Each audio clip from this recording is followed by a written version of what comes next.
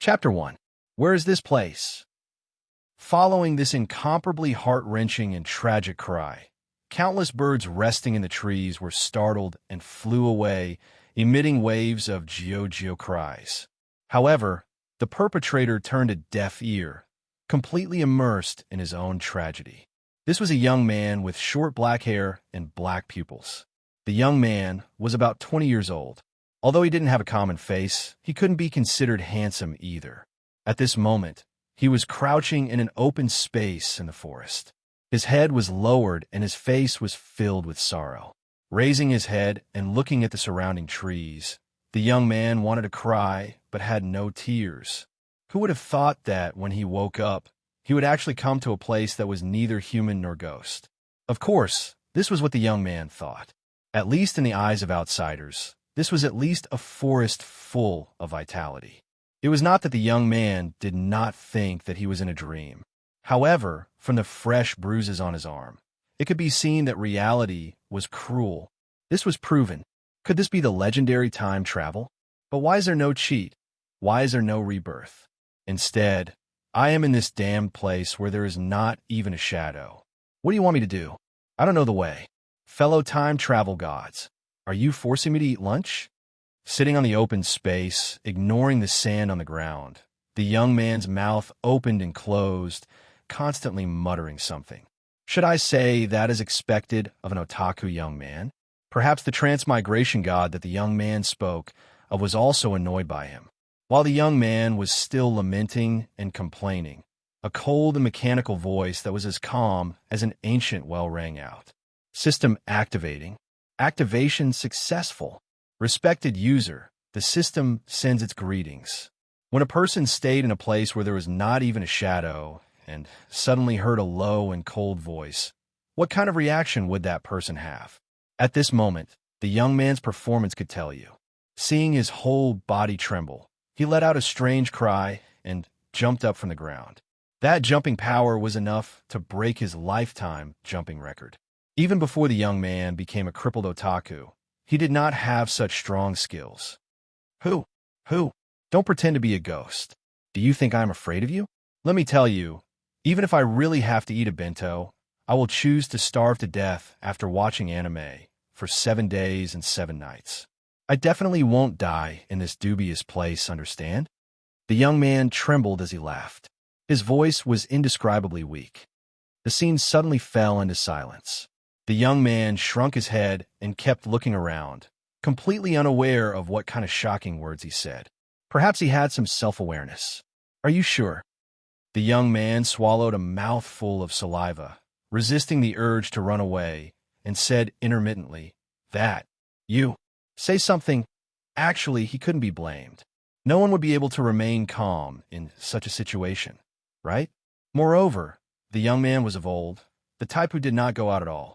Unfortunately, the forest, the voice was the voice, the voice was the voice, the voice was the voice. Looking around with a guilty conscience, the young man took a deep breath to slow down his rapidly beating heart. Then he said, "Hey, that guy who calls himself a system." The moment he opened his mouth, the young man was stunned. System? That was what he said just now? He definitely did not hear wrongly. The legendary transmigration system? Cheat. It can't be real, right? Thinking of this, the young man calmed down. Scratching his head, the young man called out in confusion. System? Just as he finished speaking, the mechanical voice sounded again. Willing to serve you, user. The young man's heart jumped again, but after some mental preparation, the young man was no longer as nervous as before. In this kind of situation, as long as one is an otaku, one can roughly guess what is going on. That system, where is this? What's going on? Why am I here? Shooting his saliva like a machine gun, the young man could not wait to find out what kind of situation he was in. In this uninhabited forest, the young man could only rely on this so-called system to save his life. Beep. Current user location. Spalier World, Behemoth Forest. Spalier World? Behemoth Forest? All right. From this information, the young man came to the following conclusions. First, he had transmigrated. Second, from the names of these places, he had transmigrated to a Western-style world. Third, if this was a normal world, then perhaps it would be better.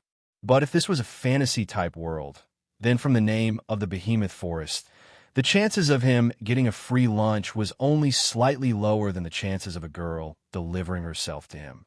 The young man shook his head with all his might, as if he was trying to shake the conclusion out of his mind.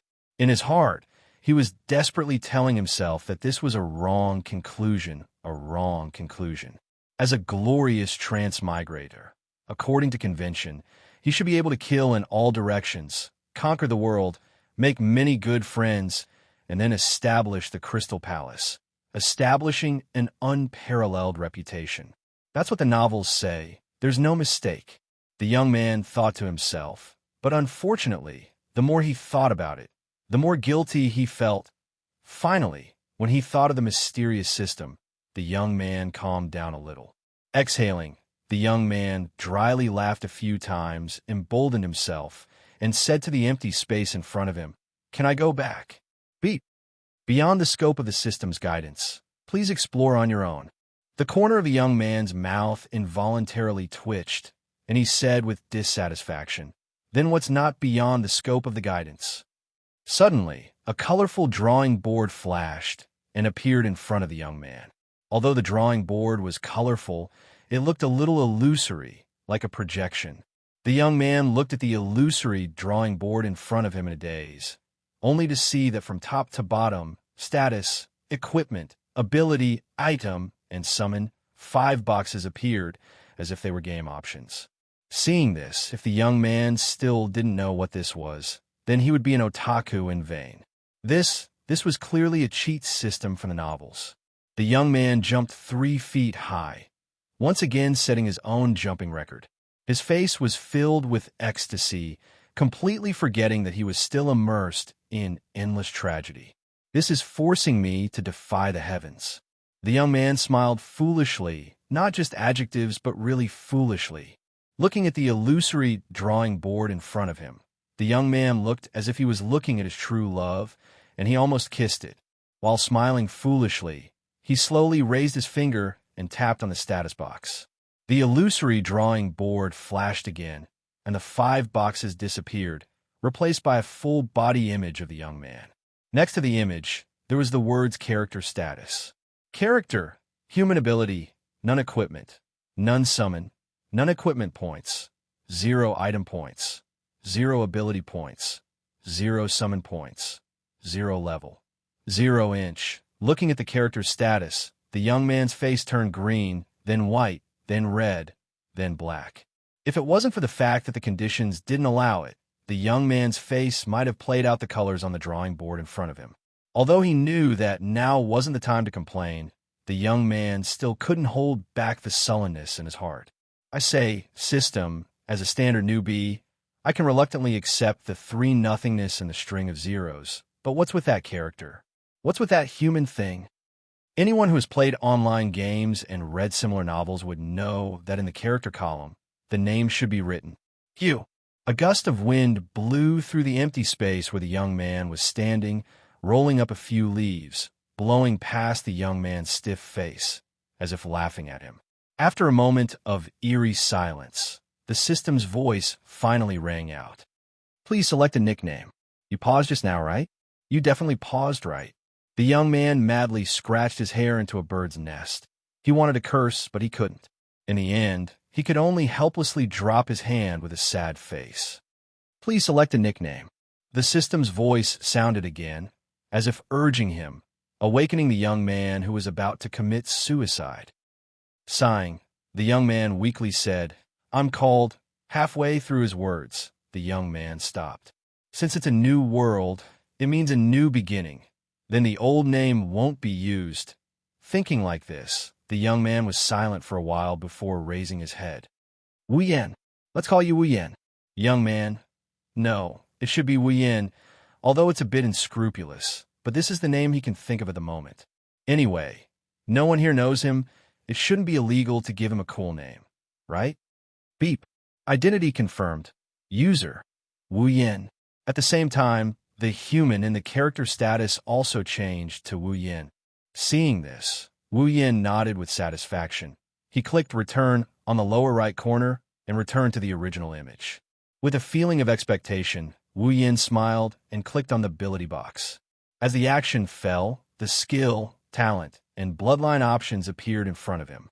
Wu Yin didn't hesitate to click on the bloodline option. Sharingan, 1 Tomo 1,000 ability points, 2 Tomo 3,000 ability points, 3 Tomo 10,000 ability points, Mangekyo 100,000 ability points, Eternal Mangekyo 5,000 ability points Rinnegan, 1 million ability points True Ancestor, 5,000 ability points Orochi, 700,000 ability points. Looking at the dazzling words, Wu Yin clicked Return.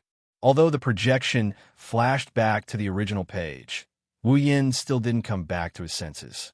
Now, Wu Yin is very sure that this is indeed to let him go against the heavens. With this, he doesn't believe that he can't survive in this strange world. At this moment, Wu Yan's heart is full of pride. He seems to see himself standing at the peak, stepping on countless corpses, holding the artifact in his hand, full of domineering aura. The common problem of otaku, commonly known as YY. Laughing twice, Wu Yin clicked on the talent option. Vector Control, LV1 500 ability points, LV2 1,000 ability points, LV3 5,000 ability points, LV4 50,000 ability points, LV5 500,000 ability points Contract of Fire, 3,000 ability points Demon Eye of Death, 1 million ability points, and so on and so on. Wu Yan's mouth is getting bigger and bigger. Finally, it's almost like a hippopotamus. Holding back the urge to laugh, Wu Yin clicked on the skill option. Ice Do Chi, 10,000 ability points Dark Do Chi, 10,000 ability points Holy Magic, full set 100,000 ability points Dusk Magic, full set 100,000 ability points Undead Magic, full set 100,000 ability points. Chapter 2. After some fiddling, Wu Yin finally understood the differences between the three. To put it simply, those abilities that could be learned through learning were classified as skills, and those that could not be learned through learning were classified as talents. As for the bloodline, it was even easier to understand. Only when the user had the bloodline could they master the abilities of the bloodline. At the same time, there are certain limitations to using these abilities. Abilities of the same type, even if they are not of the same type, cannot be learned at the same time. For example, the Demon Eye of Death and the Sharingan. One is a talent ability and the other is a lineage ability. But they are both dojutsu, so you can only have one of them. Moreover, the user cannot have 2 or more lineages at the same time. For lineage abilities, the user can only have one. If you want to change to another lineage, you must give up your own lineage. But fortunately, the lineage can be sold to the system, and you can get half of the original lineage's ability points. Although it is a scam, it is better than nothing. After some more fiddling, Wu Yin more or less understood some of the functions of the system. After all, it is not only abilities that can be exchanged, but also equipment and items. The equipment and items that Wu Yin felt familiar and unfamiliar at the same time were neatly arranged on the exchange list, making Wu Yin drool. Under the system's prompt, Wu Yin also knew that if he wants these items and abilities, he must use the corresponding points to exchange. Equipment points to exchange for equipment, item points to exchange for items, ability points to exchange for abilities, and summoning points to exchange for characters.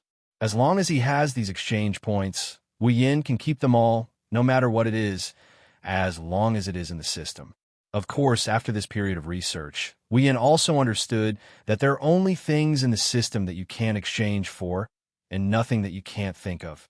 If Wu Yin could still maintain the mentality of a human after looking at the equipment, ability, and item list, then the moment he saw the summon list, Wu Yin completely broke out of the human category.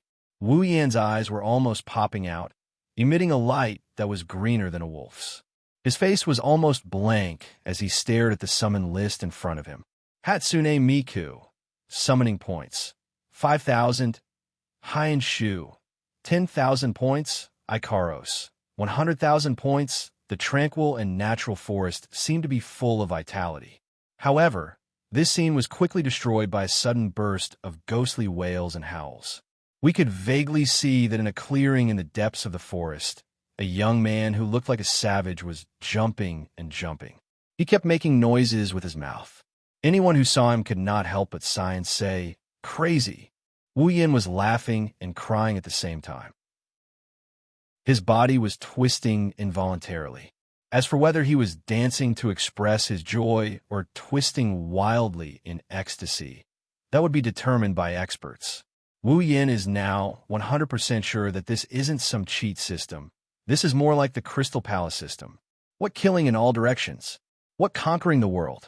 Those were all just fleeting clouds. Our ideal home is right in front of us, isn't it? Wu Yin wanted nothing more than to burst the projector panel and rescue the girls inside. Too bad, his 0 summoning points can only make him red in the face as he randomly clicked on the panel. The only thing he got in return was a system notification that kept repeating, "Users' summoning points are insufficient." System, what do I have to do to obtain these summoning points?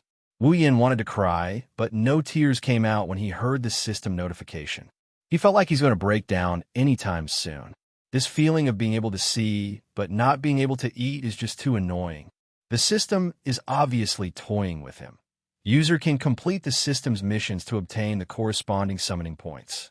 Alternatively, you can sell other items to the system in exchange for a certain amount of summoning points. Complete the mission?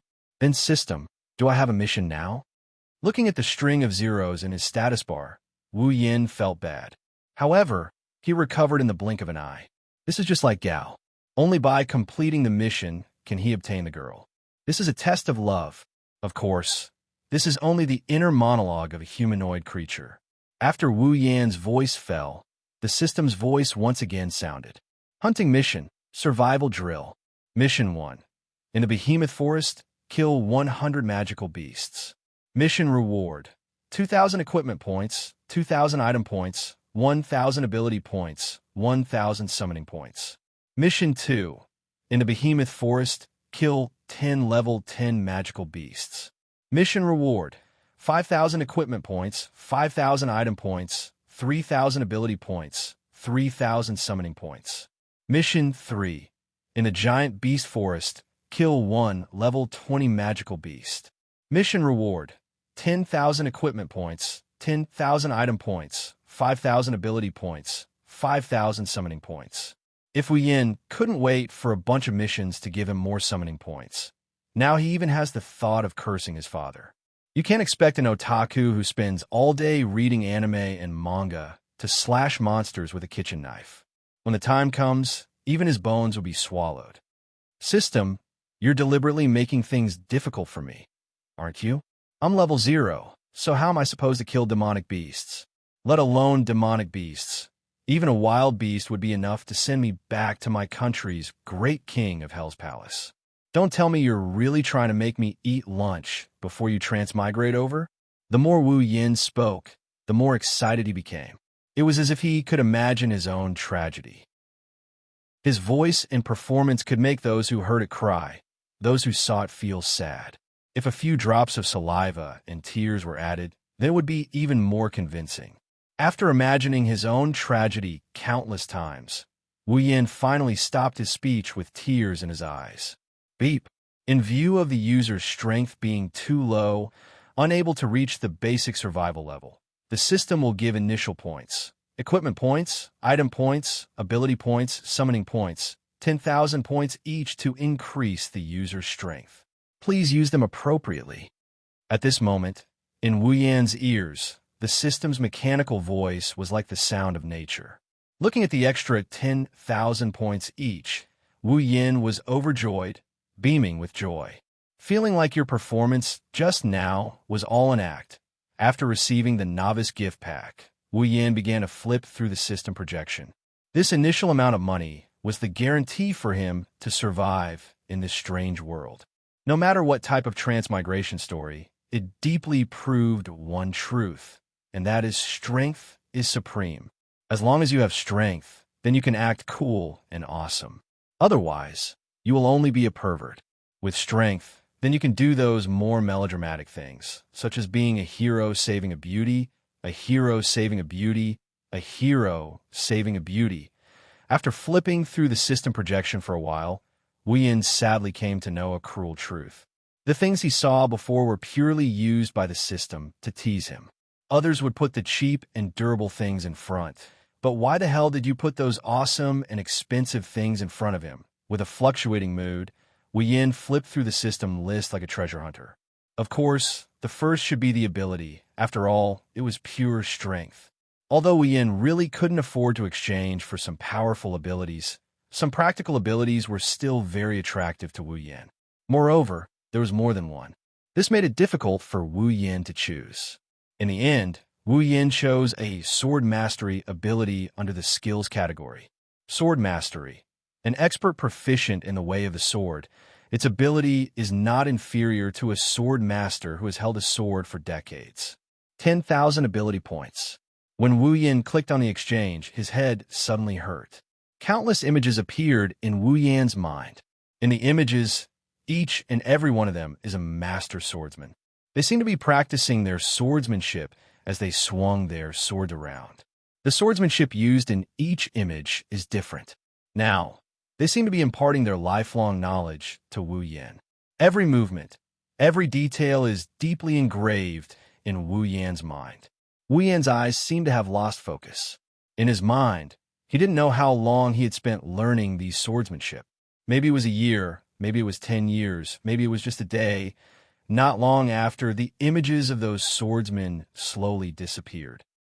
Ying only came back to his senses when not a single one was left. He rubbed his forehead in a daze as he digested the experience brought by the images. At this time, those complicated and profound swordsmanship had all been engraved in Wu Yan's mind. He couldn't forget it even if he wanted to. After a long time, Wu Yan let out a sigh of relief and smiled happily. Originally, he thought that he would be bound by this so-called system for the rest of his life. Fortunately, these abilities that he had exchanged for were all directly transmitted to his mind. As long as he learned them, they would be his. Although he didn't know what the talent and lineage abilities were, at least this skill can enrich his strength and experience, right? Originally, Wu Yin was a little sad to use up all 10,000 ability points, but now, Wu Yin felt that it was worth it. After that, Wu Yin exchanged for a weapon. After all, how can he play with swordsmanship without a sword? Kusanagi sword. D from Naruto, Uchiha Sasuke's sword. 3,000 equipment points. A light flashed, and a sheathed katana without a guard appeared in Wu Yan's hand. Curiously touching the sword in his hand, Wu Yan nodded with satisfaction. He put on his waist and turned off the projection. In terms of items, he doesn't know what to exchange for, so he'll just keep the item points for now. As for summoning, although he's more than willing to summon those cute girls, he doesn't want to be a man who lives off women. None of the girls in the 2D world are easy to deal with. If the girls he summons are stronger than him, that's going to hurt his pride. At the very least, he'll have to wait until he gets a bit stronger. System, is there anything like a map of the Behemoth Forest? Although it was a little shameful, Wu Yin had to admit that he was a little bad with directions. After all, he was just a squatter. Beep. Behemoth Forest complete map. 3,000 item points. Yes/no? Well, it's my fault for counting on you. Now, I'm in a situation where I'm short of points. Even 1 point is very precious. I just wanted to keep my points. It's better to rely on myself. I don't believe that I'll be defeated by this so-called forest. Full of confidence, Wu Yin took a big step forward and walked towards the ghost place that made him tremble. Now that he had Kendo Mastery, the system's products must be the best. Whatever demonic beast, bring it on.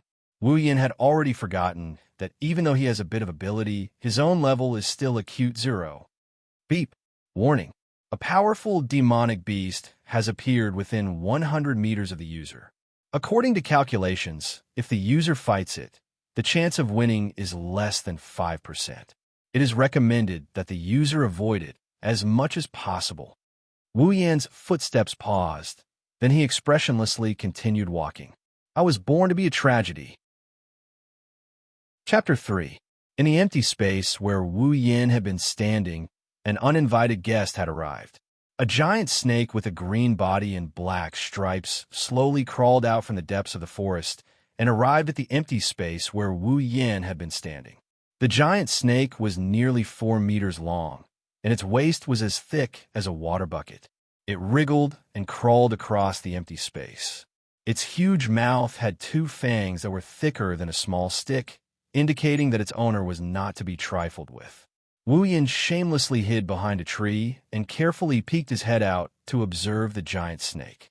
Just now, when he saw the danger that the system had warned him about, Wu Yan's heart almost exploded. Wu Yin didn't know if this type of snake existed on Earth before he had transmigrated, but how could Wu Yin, who had only seen kittens and puppies, have ever seen such a ferocious snake? If it wasn't for the fact that he knew that he would have to deal with this type of snake in the future, Wu Yin would have already slipped back to his hometown. Of course, that was on the premise that his hometown existed in this world. Seeing the giant snake crawl across the empty space, Wu Yin sighed. Should he really say that it was worthy of being a product of the behemoth forest? Wu Yan's eyes flashed, and a line of words appeared above the giant snake's head that no one else could see. Wind Snake, level 10. This was a small trick to use the system. It was an ability that came with the system, allowing one to see the information of an object within sight. Actually, although it was called information, it was just a name and a level. However, this information almost caused Wu Yin to cry. This was a level 10 monster. What less than a 5% chance of winning? With his glorious level 0 status, even a 1% chance of winning would be a problem.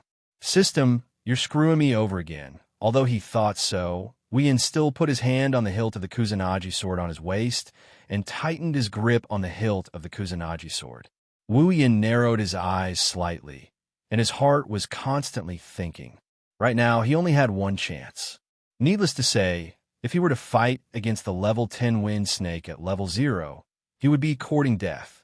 Under such circumstances, he would only have a chance at victory if he used a surprise attack. Moreover, he had to kill the wind snake in one hit. Otherwise, he would be dead. If he still couldn't get rid of the wind snake after making his move, Wu Yin would have no choice but to run. In order to increase his chances of winning, Wu Yin felt that it would be better to use some strategies. Staring at the giant wind snake, Wu Yin's consciousness quickly went into the system and searched for items. Weren't item points meant to be used at times like this? If he didn't use it now, when would he? It didn't take long before he found what he was looking for. Drunken Immortal Flower can release a certain amount of pollen. Can force the target to fall into a state of intoxication. Has a chance to cause the target to hallucinate. 1,000 item points. Holding the sword in his right hand, Wu Yin flipped his left hand and a delicate flower with an antique flavor appeared in his hand. Although there were more useful items than this, Wu Yin was really embarrassed. Moreover, this drunken immortal flower was quite useful, so it was definitely suitable to deal with the situation in front of him. Raising one hand, Wu Yin covered his mouth and nose. He laughed mischievously in his heart. He raised the flower in his other hand and gently shook it. A burst of powder invisible to the naked eye was shaken out by Wu Yin and slowly floated toward the wind snake. The most speechless thing about this drunken immortal flower was that the pollen didn't need to be moved by wind. As long as the flower bud was pointed in one direction, the pollen would only float in that direction. It was like a gun used to aim. The powder gently floated towards the wind serpent on the ground.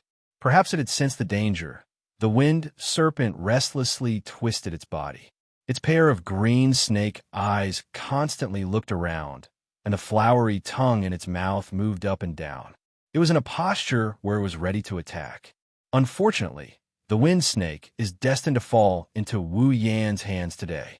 With its incomplete intelligence, how could it know that the opponent this time wasn't like its previous opponents who directly challenged it to a duel, but instead shamelessly hid at the side and used a bit of despicable method to deal with it? Of course, it was fortunate that the wind snake didn't have intelligence and didn't have such thoughts. Otherwise, if Wu Yin knew of its thoughts, he would definitely reply, "I'm proud of being despicable." This prevented the wind snake from dying of anger. As time passed, the wind snake's pair of snake eyes began to water. Its eyelids opened and closed, and its body that was originally constantly twisting and turning became more cheerful. However, this time, it seemed to be a little unstable. Seeing this, Wu Yin couldn't help but feel happy. He knew that his plan had succeeded. To be honest, he was really afraid that the snake wouldn't get drunk. After all, he had never been drinking with a snake before. Gradually, the wind snake let out a hissing sound, as if it knew that it was about to die. It let out the last wail of a small snake in this world. When such a mournful cry fell into Wu Yan's ears, he automatically imagined it as one more cup. Therefore, the drunken immortal flower in his hand shook even harder. He shook the flower in his hand until not a single bit of pollen came out. Only then did he throw it away. The wind snake on the ground had already sunk into a beautiful dreamland. Seeing this, Wu Yin jumped down from the 6 to 7 meter tall tree and stood firmly on the ground. After obtaining Kendo mastery, although Wu Yan's body didn't improve by much, his skills had improved a lot. Therefore, a little bit of resistance was naturally not a problem. Looking at the wind snake sleeping soundly, Wu Yin moved a little timidly and came in front of the wind snake. He looked at the snake's head that was up to his knee and swallowed a mouthful of saliva. It shouldn't wake up suddenly, right? Wu Yin thought of the idea that made him want to run away. Based on the theory that he who strikes first gains the advantage and strikes last, he drew his Kusanagi sword and pointed it at the wind snake's head. Brother, don't blame me. If you want to blame someone, blame yourself for being a snake and having no human rights. Remember to reincarnate in your next life and be a good person. After saying Ba, Wu Yin fiercely swung the sword in his hand. The sharp Kusanagi sword pierced through the wind snake's head like it was cutting through paper, causing the sleeping wind snake to die painlessly. Ding! Congratulations to the user for leveling up. Current level 1. Ding! Congratulations to the user for leveling up. Current level 2. Ding! Congratulations to the user for leveling up. Current level 3. Ding! Congratulations to the user for leveling up. Current level 4. Ding! Congratulations to the user for leveling up. Current level 5. The continuous system notifications shook Wu Yan's mind until it went blank. When he came back to his senses, Wu Yin smiled happily. The guilt and disgust he felt from killing a creature had been tossed out of his mind. A level 10 monster is really awesome. It raised my level from 0 to 5. I've finally gotten rid of my reputation as a super noob. Wu Yin clenched his fists. He could feel that as his level increased, his body became lighter and filled with power. Moreover, the inside of his body felt as if he had been reborn. His bones felt soft, and his mind became clearer. His body, which originally only had skills, also gained some basic training requirements as his level increased. It seemed that this so-called leveling up was to strengthen his body, increase his aptitude, and transform his body to be more suitable for training and stronger. He could imagine that as his level increased, his talent would continue to increase, and his body's requirements would continue to increase. If he had the system's abilities, then being unrivaled would not be a dream. Ding! Organic materials have been detected. Would you like to turn them over to the system in exchange for item points? Ding! Level 10 magic crystal has been detected. Would you like to turn it over to the system in exchange for ability points? Hearing the system's voice, Wu Yin, who was immersed in the pleasure of leveling up, couldn't help but stare blankly. Organic materials? Magic crystals? What's going on? Magic crystals, well, it was easy to understand. He had read about them countless times in novels. Being able to exchange them for ability points was a pleasant surprise, but Wu Yin could still accept it. But what's going on with this organic material? Could it be the wind snake's body? Wu Yin frowned and pondered. Looking at the unlucky snake in front of him, Wu Yin shouted, "Turn it over!" The wind snake in front of him gradually turned transparent and finally disappeared. At the same time, the system's voice sounded again. Ding! Obtained 3,000 item points, 500 ability points. It really is. Wu Yin smiled and then asked doubtfully, "System, how do I differentiate the types of items that could be exchanged for ability points?" User, The types of items that can be exchanged for ability points correspond to the type of item. Wu Yin scratched his head. A question mark appeared on his forehead. He didn't think he was stupid, but he only understood a little bit of the system's answer. Well, it was just a little bit. After a series of questions and answers with the system, Wu Yin finally understood. Simply put, turning in equipment can be exchanged for equipment points. Turning in items can be exchanged for item points. The wind snake's body was a type of material, so it was also considered an item, so it could be exchanged for item points. Turning in items with energy element units can be exchanged for ability points. For example, magic crystals can be exchanged for ability points. Then system, what do I have to turn in to exchange for ability points? Although other things were also very loving, but even if they were more loving compared to the cute girls in the 2D world, they were nothing. What? You said you can summon 3D girls? How shallow. As an otaku, how can you summon 3D characters? That's a crime. When a user turns in an item with life element units, they can receive ability points. Life element units? Don't tell me it's a living person. Wu Yin dryly laughed a few times. His scalp was a little numb as he asked. Reminder to the user, units with intelligence cannot be exchanged. The only units that can be exchanged are those without intelligence. Wu Yan's questions were about to break through the sky. In the 21st century, it's one thing to use professional terms to cheat people, but even the transmigration system knows how to cheat people. No, I was cheated a long time ago. System, can you give me an example? Wu Yin unhappily said.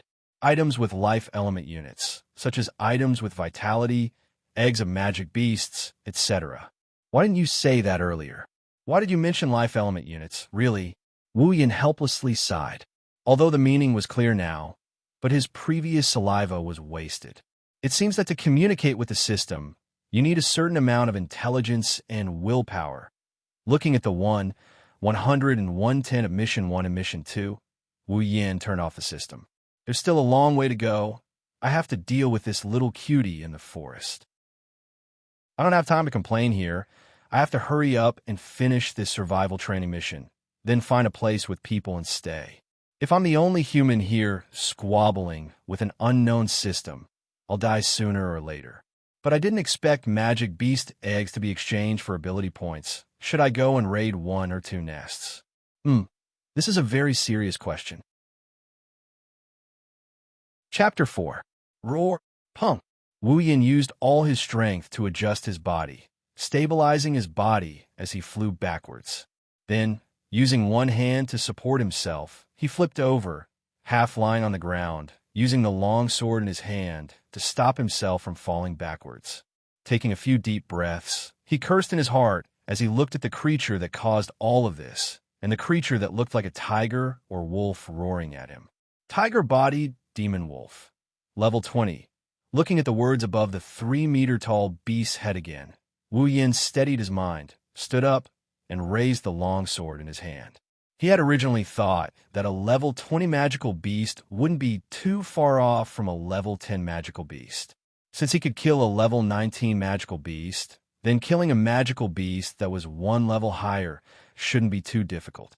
Who would have thought that a level 20 demonic beast and a level 19 demonic beast can't be compared at all? The difference between the two is like the difference between heaven and earth. In this battle, Wu Yin can confidently say that a level 20 demonic beast is at least twice as strong as a level 19 demonic beast. It must be known that even a level 19 magical beast was only half as strong as a level 10 magical beast, and this half was due to the difference of 9 levels. Now, it was only a difference of 1 level, but it was almost twice as strong. How could this be compared? At this point, Wu Yin finally understood that it's not right to be reckless, but it was understandable. After all, Wu Yin had only been in this world for a month. To be able to reach this point was already very good. If he had not raised his sword to block the opponent's charge, he would not have simply been sent flying backwards. Holding the sword with both hands, Wu Yin calmly looked at the tiger-bodied demon wolf that was slowly lurking in front of him. In this month of fighting, Wu Yin could be considered to have the mentality of a warrior. At least, in the face of danger, he would not lose his head out of fear. This was much better for him, who was scared out of his wits when he saw the giant snake a month ago. Although it was not impossible for him to win, after a month of fighting, Wu Yan's level had increased a lot. In addition to his sword mastery ability, he still had the ability to fight a level 20 beast. Well, although he was definitely at a disadvantage, since he had already faced it, then there was no use in regretting. At this time, he could only be brave and invincible. Thinking like this, Wu Yan's eyes flashed with a cold light. Stepping forward, like the wind, he rushed towards the tiger-bodied demon wolf. Roar! Seeing that this little guy dared to provoke it, the tiger-bodied demon wolf became angry. After roaring, its soft body was like a spring, fiercely rushing towards Wu Yan. Wu Yan ignored the tiger-bodied demon wolf's actions and continued to rush forward. When the distance between them was less than a meter, he suddenly jumped up, almost touching the demon wolf's back and dodging its attack. Wu Yan twisted his body and grabbed the demon wolf's tail. Forcefully pulling, he pulled himself behind the demon wolf. A cold light flashed in his hand, and the Kusanagi sword fiercely pierced into the demon wolf's. But, following a burst of blood, the demon wolf let out a sorrowful roar, as if its parents had died. With a swing of its tail, it threw Wu Yan away. Suddenly, Wu Yan's body came into close contact with the ground. After rubbing against the ground for nearly 2 meters, Wu Yan stood up. With his current body, such a large amount of rubbing against the ground would only cause him a bit of pain, and not even a piece of his skin would fall off. However, Wu Yan's clothes were not so lucky. At this time, his otaku clothes, short-sleeved shirt and pants, had become a beggar's clothes. Looking at the demon wolf jumping up and down, Wu Yan snickered. He tore off the rags on his body, revealing his decent-looking upper body. Ever since he had leveled up, Wu Yan's waist was no longer sore, his legs no longer hurt, and his small belly was gone. His body was much better. Compared to his previous small body, it was much stronger. Turning the long sword in his hand, without waiting for the demon wolf to react, Wu Yan arrived behind it. With a slash, he slashed at the demon wolf's back, drawing a huge bloody wound. Wu Yan also knew the wolf's weakness. It was a soft waist. Generally, people who dealt with wolves would start from the waist. Unfortunately, Wu Yan had forgotten that the wolf in front of him was not just a wolf, but a hybrid wolf with a tiger's body. The demon wolf roared and ignored the wound on its back. It raised its claws and sent Wu Yan, who was still preparing to slash a second time, flying. With a bang, Wu Yan smashed into a tree trunk, and blood slowly flowed out from the corner of his mouth. Although in this month, Wu Yan was injured and bleeding, this did not mean that he was used to it. After all, Wu Yan was very afraid of pain. Without waiting for Wu Yan to catch his breath, the demon wolf jumped in front of Wu Yan, raised its claws again, and swept at Wu Yan. His pupils shrank under the horror. Wu Yan awkwardly rolled to avoid the demon wolf's attack. Just as he dodged, the tree trunk was smashed into pieces by the demon wolf. Wu Yan rolled again, rolled to the demon wolf's lower abdomen, and stabbed the Kusanagi sword. While the demon wolf howled in pain, he used all his strength to pull it out. The demon wolf's eyes began to be stained with a little red, which was a sign of madness. Of course, no matter how crazy it was, this battle would not end like this, because from the beginning, this was a battle of life and death. When Wu Yan thought that he could not attack under the demon wolf's belly, the demon wolf's tail was like a whip, fiercely lashing at him. In a hurry, Wu Yan could only raise his hands to protect himself, but unfortunately, he still could not avoid the result of being sent flying. Cough, cough. After rolling a few times, Wu Yan stood up with the help of his sword, coughing out a few mouthfuls of blood. His eyes were a little dim, and his face was frighteningly pale. Wu Yan only felt that his internal organs were stirred, and his whole body was in incomparable pain. Although it was not that he had never been injured, but such a serious injury, Wu Yan was the first time. If it was a month ago, perhaps now Wu Yan would be lying on the ground, wailing.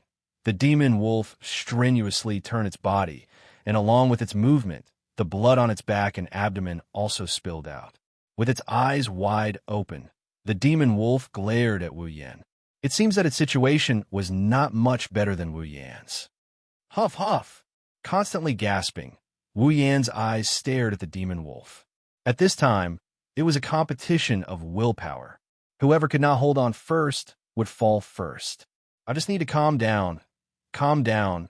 After muttering a few times in his heart, Wu Yan calmed down, holding the sword with both hands, but the more he turned, the slower he turned. Finally, he slowly held the sword behind his back. He slowly closed his eyes, adjusted his breathing, and slowly calmed himself down. After mastering sword mastery, Wu Yan's ability to use the sword was not inferior to a sword master who had held the sword for dozens of years. Using a bit of mind's eye and sword sense was more than enough. Wu Yan knew that his body could no longer support his strenuous movements, so he could only use this to decide the victor. The demonic wolf doesn't care what Wu Yan is planning to do. With its immature intelligence, it only knows that the person in front of it is the culprit who caused it so much harm. All it needs to do is to tear him into pieces and swallow him into its stomach, and that's it. Arching its body, the demon wolf jumped towards Wu Yan and viciously swung its claws at Wu Yan's body. Now is the time. Feeling a gust of wind whistling past, Wu Yan's heart seemed to have a flash of light. His eyes suddenly burst open, and a light flashed through them. The sword in his hand seemed to move without its master's permission, and before the demon wolf's claws could reach him, it stabbed into the demon wolf's eyeball. Huff! Huff! Blood continuously dripped down, and Wu Yan held the Kusanagi sword in his hand, which only had the hilt left, and gasped for air. The demon wolf let out a strange cry, and the blood at the corner of its mouth flowed down like saliva, forming a small pool of blood on the ground. Pulling out the sword, Wu Yan was immediately splashed by the gushing blood. Wu Yan took a few steps back and sat on the ground, his eyes filled with exhaustion. The demon wolf slowly fell, and its huge body let out a roar. Its hind legs shook twice and then slowly came to a stop. Ding! Congratulations to the user for leveling up. Current level, 16. Ding! Congratulations to the user for leveling up. Current level, 17. Ding! Congratulations to the user for leveling up. Current level, 18. Ding! Quest 1 completed. Obtained 2,000 equipment points, 2,000 item points, 1,000 ability points, 1,000 summoning points. Ding! Quest 3 completed. Obtained 10,000 equipment points, 10,000 item points, 5,000 ability points, 5,000 summoning points. A warm current burst out from the depths of Wu Yan's body and quickly flowed through Wu Yan's body. As the speed of the flow increased, Wu Yan's body also quickly recovered, and finally it was completely healed. Wu Yan's pale face began to redden, and the exhaustion in his eyes gradually disappeared. His eyes became very lively, and a faint light could be seen in the depths of his eyes. Grinning happily, Wu Yan climbed up with a gulu sound. He put his hands on his waist and started twisting left and right before he started laughing out loud. Full HP, full MP, full resurrection. The benefits of leveling up. After laughing a few times, Wu Yan sheathed his sword and ran to the side of the dead demon wolf. He raised his hand and fiercely patted the demon wolf's head a few times, and his expression was indescribably proud. I told you to go against me, but you didn't believe me. Now that you've returned to the embrace of your wolf king, what are you looking at? Look again, and I'll sell you. With that said, Wu Yan turned over the corpse to the system and exchanged it for 5,000 item points and 1,000 ability points. Clapping his hands in satisfaction, Wu Yan opened his character status. Character: Wu Yan ability, sword mastery, cooking mastery equipment, Kusanagi sword, D rank, summon, none equipment points, 24,000 item points, 120000 ability points, 30,000 summoning points, 30,000 level. 18 Obviously, the item points were a lot more than the other types of points. This was also thanks to the unlucky demon beasts that sacrificed their bodies. Although he received a lot of magic crystals, the magic crystals could not be exchanged for a lot of ability points. Even a level 20 demon beast could only be exchanged for 1,000 ability points. As for the summoning points, Wu Yin only reached this point after robbing countless demon beast nests. One could imagine how precious ability points and summoning points were. And this is after he completed 3 quests before he got to this number. As for the equipment points, you can't expect to find any in a forest full of demon beasts. Even if there were, it would only be the unlucky ones that were swallowed into the stomach of a demon beast, so the equipment points were not that much. As for the cooking mastery, it was a skill ability that Wu Yin exchanged for after eating fruits for more than 10 days. It could turn the user into a master chef. Standing up, Wu Yin frowned as he looked at his naked body covered in blood. Looks like I should take a bath. Speaking of which, when was the last time I took a bath? Well, let's not think about it. I'll just take a bath. Chapter 5. Phew, it's a bit cold, but forget it. I'll just make do. In a small lake surrounded by trees, Wu Yan's body shivered as he sank into the water. He rubbed his body to wash off the blood on his body. Although it wasn't winter, it was already the end of autumn. The temperature in the lake wasn't below 0, but it definitely didn't exceed single digits. If it wasn't for the fact that his current body isn't comparable to his previous body, he wouldn't have dared to come down and take a shower. While washing his body, Wu Yin pondered. Now that he had completed all the quests in the Behemoth Forest and reached level 18, he could be considered a small superhuman. Although he didn't know how strong the people in this world were, he should be able to protect himself, right? Should he find a place with people and stay there? Didn't the novels say so?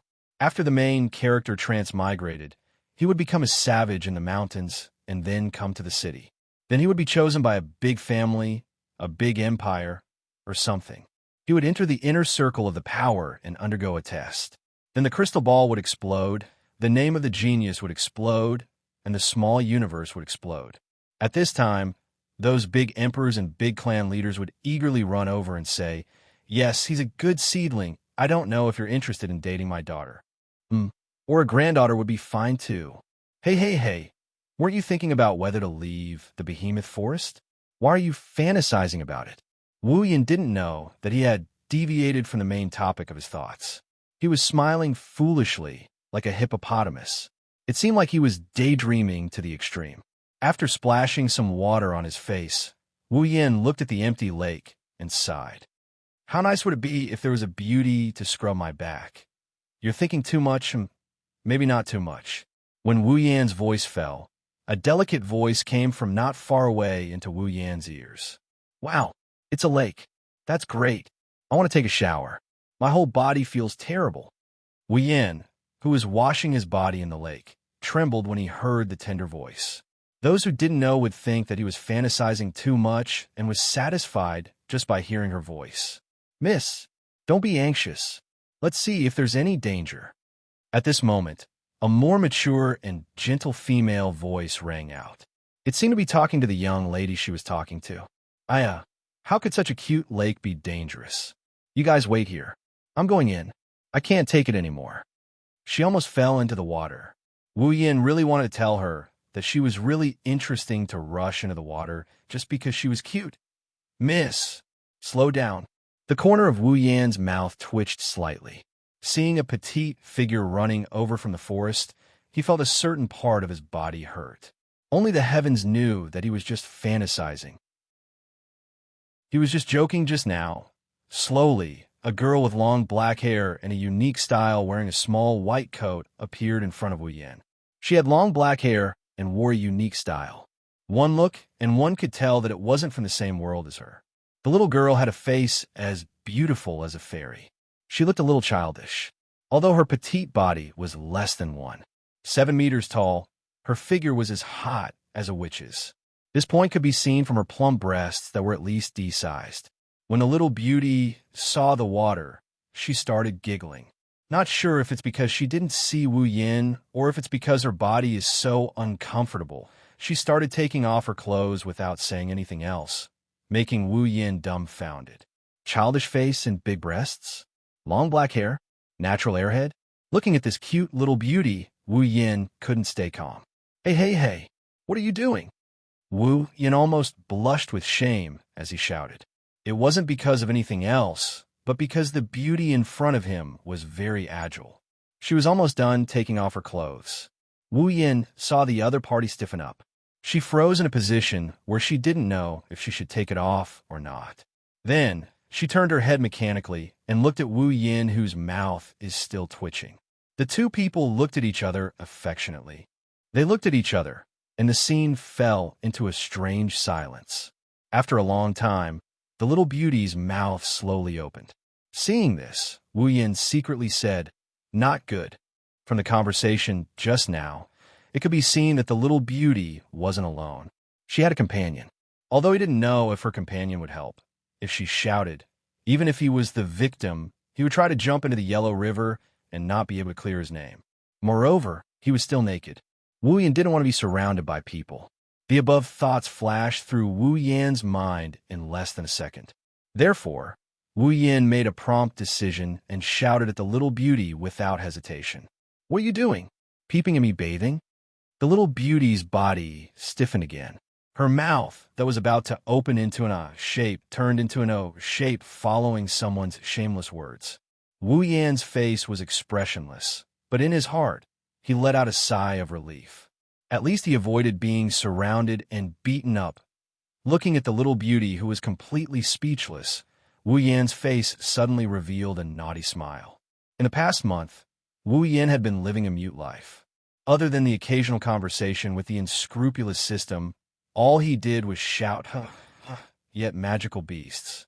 Every day, even if he was full of energy, it would still be tormented. And now, with great difficulty, he finally met someone who seemed to be able to talk to him. How could Wu Yan, this unscrupulous guy, not hold back from teasing the other party?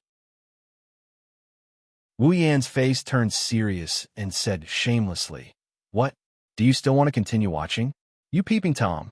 The little beauty, who was shocked by Wu Yan's words, finally closed her mouth. Then, her face slowly turned red. She stretched out a trembling finger and pointed at Wu Yan. You what you? Don't tell me you want to refute. I was bathing here, and you suddenly barged in to watch me bathe. If you're not a peeping Tom, then what are you?" Wu Yan fiercely waved his hand and tried to pretend to be angry at her. His eyes were full of smiles. At this moment, the little beauty had already forgotten that the so-called peeping Tom meant peeping and not looking openly. She only knew that the current situation, it seemed like she really did barge in when someone else was bathing. Therefore, the little beauty could only show a look of bewilderment and withdraw her finger. Now, she couldn't run away or not run away. She could only freeze there and didn't know what to do. In the end, she was so anxious that even tears were about to flow down. Wu Yan smiled and looked at the panicked little beauty. He felt a burst of joy in his heart. "Are you a demon?" With his hands behind his head, Wu Yan enjoyed the little beauty's self-directed performance for a while. He curled his lips and finally decided to let her go. "Okay, I won't tease you anymore. But can you turn your head? I want to change my clothes." Although he didn't mind being looked at by the beauty, it was better to be reserved at this time. Otherwise, there would be no fun. Sure enough, she still wants to play Oh. The little beauty heard this and nodded vigorously. She turned her body and felt that something was wrong in her heart. It seemed that she had suffered a loss. Should I say that a girl's sixth sense is really accurate? Wu Yan walked out of the water and opened the system list. He quickly clicked a few times and spent 100 item points. A set of shirt and trousers with a style similar to the little beauty's with a slight Western flavor appeared in his hands. After the rustling sound, Wu Yan, who had put on his clothes, smiled and looked at the little beauty with her back to him. "Okay, you can turn around. God has mercy. When did a little girl experience such a battle?" She could only turn her head with an uneasy face and look at Wu Yan with a timid face. Shaking his head in amusement, Wu Yan, who didn't feel guilty at all, said to her, "What's your name?" She slowly took a few breaths, and her face gradually calmed down. Looking at Wu Yan, she hesitated and said, "Mei Lilu, Mei Lilu Loli." "Lulu, right?" Wu Yan touched his chin, then patted her head and said with a smile, "You're the little one. I'm not little at all. I'm 17 years old." Not knowing where the courage came from, Lulu, who had a weak face just now, couldn't help but speak loudly. At the same time, Lulu also felt a burst of curiosity. Not only because the other person was so intimate with her calling out a mushy name that even her father didn't call, but also because of the intimate action of patting her head. More importantly, she was curious about Wu Yan. It sounds like he hasn't heard of me before. You know, when she said her name in the past, no matter who it was, after hearing the two words lowly, they would become fawning and respectful to her. But now, this man, who didn't look much older than her, acted like he hadn't heard of her at all. With a natural face, Lulu couldn't help but feel a trace of curiosity in her heart. At the same time, there was a trace of annoyance. Her usual appearance that everyone loved, the appearance that made countless men infatuated at this moment, to this man, it was like an existence that was completely decorative. Well, don't care about the details. Wu Yan, who didn't know the little girl's thoughts, simply waved his hand and said, "Could it be that Wu Yan doesn't love beautiful women?" Wrong. Of course, he loves beautiful women. There was no man who didn't like beautiful women. Wu Yan was the same. However, although Lulu had a face that was more beautiful than all the stars in the 21st century, Wu Yan wasn't a fool. Moreover, compared to Lulu, Wu Yan was more of a two-dimensional beauty. Therefore, except for a little surprise at the beginning, Wu Yan didn't have too much expression. He was still him. It was impossible to pretend for a woman.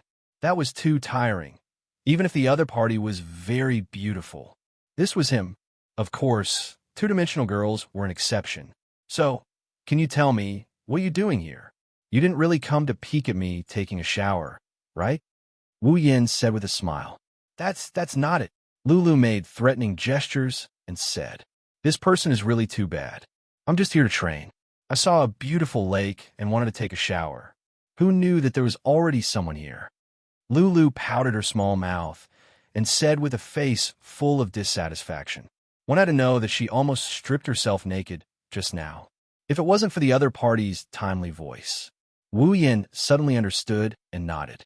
A light flashed in his eyes as he looked at Lulu. Lulu plumb, lowly, level 35, stunned. Wu Yan opened his mouth wide. He was speechless in his heart. Although level didn't represent strength, without level, there was definitely no strength to speak of. After the battle with the dead wolf, Wu Yan also understood that every 10 levels was a dividing line. It wasn't difficult for a level 10 warrior to defeat a level 19 warrior. As long as the warrior had better equipment and strength, it was possible to defeat the opponent. However, if a level 19 warrior wanted to defeat a level 20 warrior, it would definitely be a gamble with his life. The one who would die might be himself. When Wu Yan fought with the wolf, although he was only level 15, it was because Wu Yan had the Kusanagi sword that could cut through iron like mud. Coupled with the mystery of the sword mastery, he was able to kill the dead wolf. Without these two conditions, Wu Yan at level 15 would be courting death if he fought with a level 20 magical beast. Who would have thought that a random girl who came out of nowhere would have a higher level than him? Moreover, it was almost twice as high as him. This level, wasn't it a whole level higher than the dead wolf that almost killed him? This proved the truth of this world. Wu Yan was still inexperienced. Chapter 6. Lulu looked at Wu Yan, who suddenly fell into a dark background with a strange expression.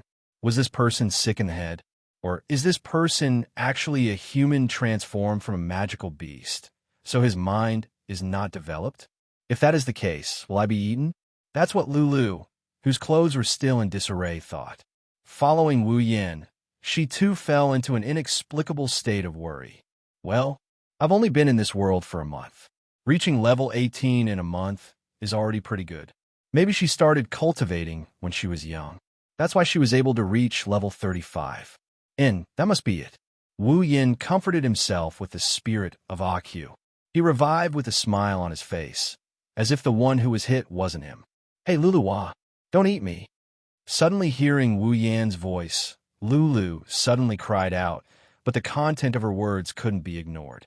Wu Yan's mouth twitched and his eyebrows twitched. Looking at the girl who curled up in a ball in shock, the girl who just said those shocking words, Wu Yan expressed that he couldn't stay calm. Hurriedly coughing twice, Wu Yin looked at Lulu with a serious expression and said, "That, Lulu, you have to know, although you have the value of eating, this eating is also particular about the method. I personally believe that at least when two people are in love, you can reach the level of eating. Right now, although you look very delicious, we haven't fallen in love yet, so I won't eat you. Don't worry." Lulu, who was originally worried, was stunned when she heard this. She was a bit natural, but she wasn't retarded. If she still didn't understand what Wu Yin meant, then she wouldn't be a lively and precocious 17-year-old girl. Lulu jumped up and pointed her trembling finger at the serious-looking Wu Yin. Her face was filled with extreme shame and anger. Who told you to eat me?" Wu Yin chuckled, looked at Lulu's delicate face, and said naughtily, "You just said it. You told me not to eat you." That was... Lulu didn't know what to do. Should she tell Wu Yin that she thought he was the incarnation of a magical beast and was going to eat her? All right. Wu Yin said with a bored face as he waved his hand after seeing Lulu's performance. "In any case, you're level 35, so why are you afraid that I'll eat you?" Lulu was stunned again when she heard this. She looked at Wu Yin doubtfully and said blankly, "Level 35? What does that mean?" Wu Yin looked at her strangely, scratched his head, and pondered in his heart. Could it be that the levels in this world were different from what the system showed? It's your level, your strength. Lulu came to a sudden realization. She rolled her eyes and smiled happily. She happily clapped her hands, as if she just thought of something. "That's right, I'm a 4th-rank magician. I'm not afraid of you." A 4th-rank magician? This time, it was Wu Yan's turn to be puzzled. What kind of classification system was this 4th-rank magician? You don't know. As if their identities had changed. When she saw Wu Yan's puzzled face, Lulu showed a strange expression. However, compared to Wu Yan's strange expression, it was much cuter. Moreover, there was a trace of disbelief. With just a glance, Wu Yan saw through this problem girl's inner thoughts. Helplessly rolling his eyes, Wu Yan said to Lulu, "Well, just treat me as a savage who just came out from his home in the mountains. Hurry up and tell me what's going on."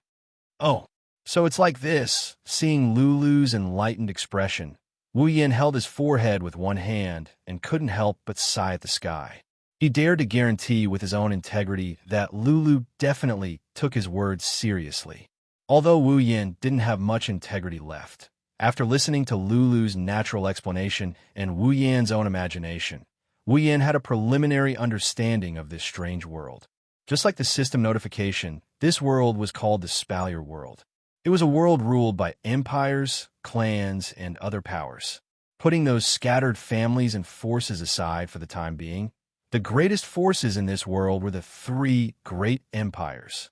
The Ailu Empire in the southwest, the Baruba Empire in the north, and the Faya Empire in the southeast. The behemoth forest that Wu Yin was currently in was located in the middle of these 3 empires. In this world, there were 2 mainstream professions that countless people yearned for: warriors and magicians. Warriors cultivated battle chi, while magicians cultivated magic.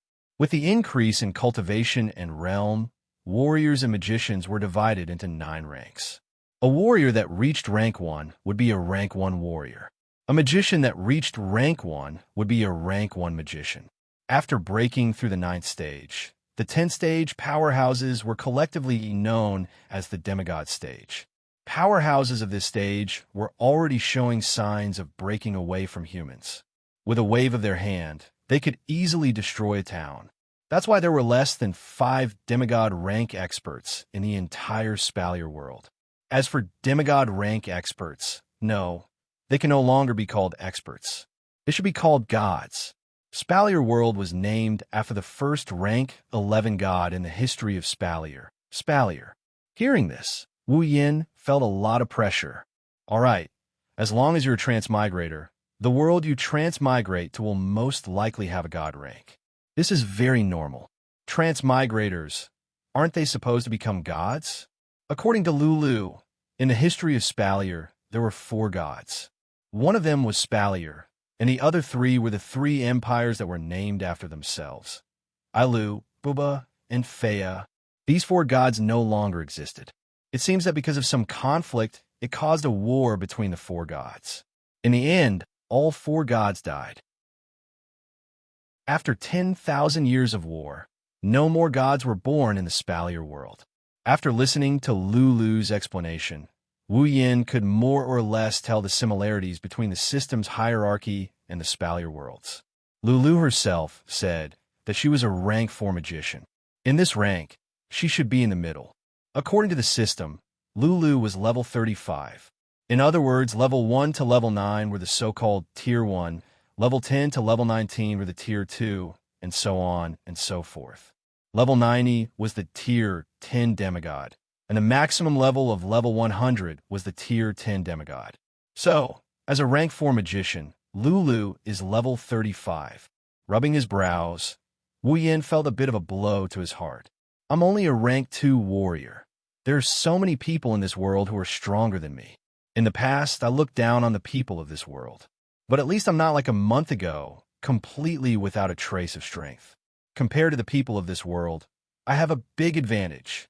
With the system as my backing, Wu Yin can increase his strength as long as he continues to fight. Unlike the people of this world, they have to painstakingly train themselves. What's more, when they meet the legendary bottleneck, they can't make any progress. Wu Yan's increase in strength is completely similar to fighting monsters in online games. As long as there is experience, he can become stronger. There is no such thing as a bottleneck. As long as he is willing to work hard, sooner or later he will become strong. After thinking through this point, Wu Yan also became open-minded. Then, Lulu, where did you come from? Reaching rank 4 at such a young age, you must be a little genius. I already said, I'm not a little genius. Also, you should call me a big genius, not a little genius. Lulu's face was full of unhappiness. She seems to be dissatisfied with the word little. After hesitating for a moment, Lulu continued. Once she opened her mouth, she will not stop until she is shocked to death. I'm the only daughter of the Ailu Empire's #1 family, the Lori family. Lulu said this after a lot of consideration and determination. After all, towards Wu Yin, Lulu is very happy to be able to talk to him, even though she is very dissatisfied on the surface. Because she is the only daughter in the family, everyone in the family dotes on her. They can't wait to worship her to the heavens. As for the people outside, because of her family background and heavenly appearance, when they interact with her, if they don't have evil intentions, then it is because of her appearance and family background. So until now, although Lulu has her own friends, but there is no one with a different surname that she can talk to. But Wu Yin appeared in front of her out of nowhere. His natural performance and nonsensical conversation gave Lulu a great sense of familiarity. Although she's a little stupid, she is not unable to differentiate between good and evil. Her intuition tells her that the man in front of her is not a bad person. That is why Lulu decided to tell him her origin. If Wu Yin knew what Lulu is thinking, he would definitely fall to the ground and crawl back up before jumping into the lake in front of him. Then, before he dies, he would yell out his last words. I'm not a good person. Don't give me a bad impression when it is the first time you met me. After saying that, Lulu looked at Wu Yin with a little apprehension. She really wants to be friends with Wu Yin. Wu Yin does not know that he has unintentionally captured a half-naive girl to the point of passing favorability. At this moment, he is still thinking about Lulu's origin, melodramatic. It seems like every time a transmigrator comes to a different world, the first beauty they meet is either a princess or the only daughter of a noble family. Is there a need for such a development? No.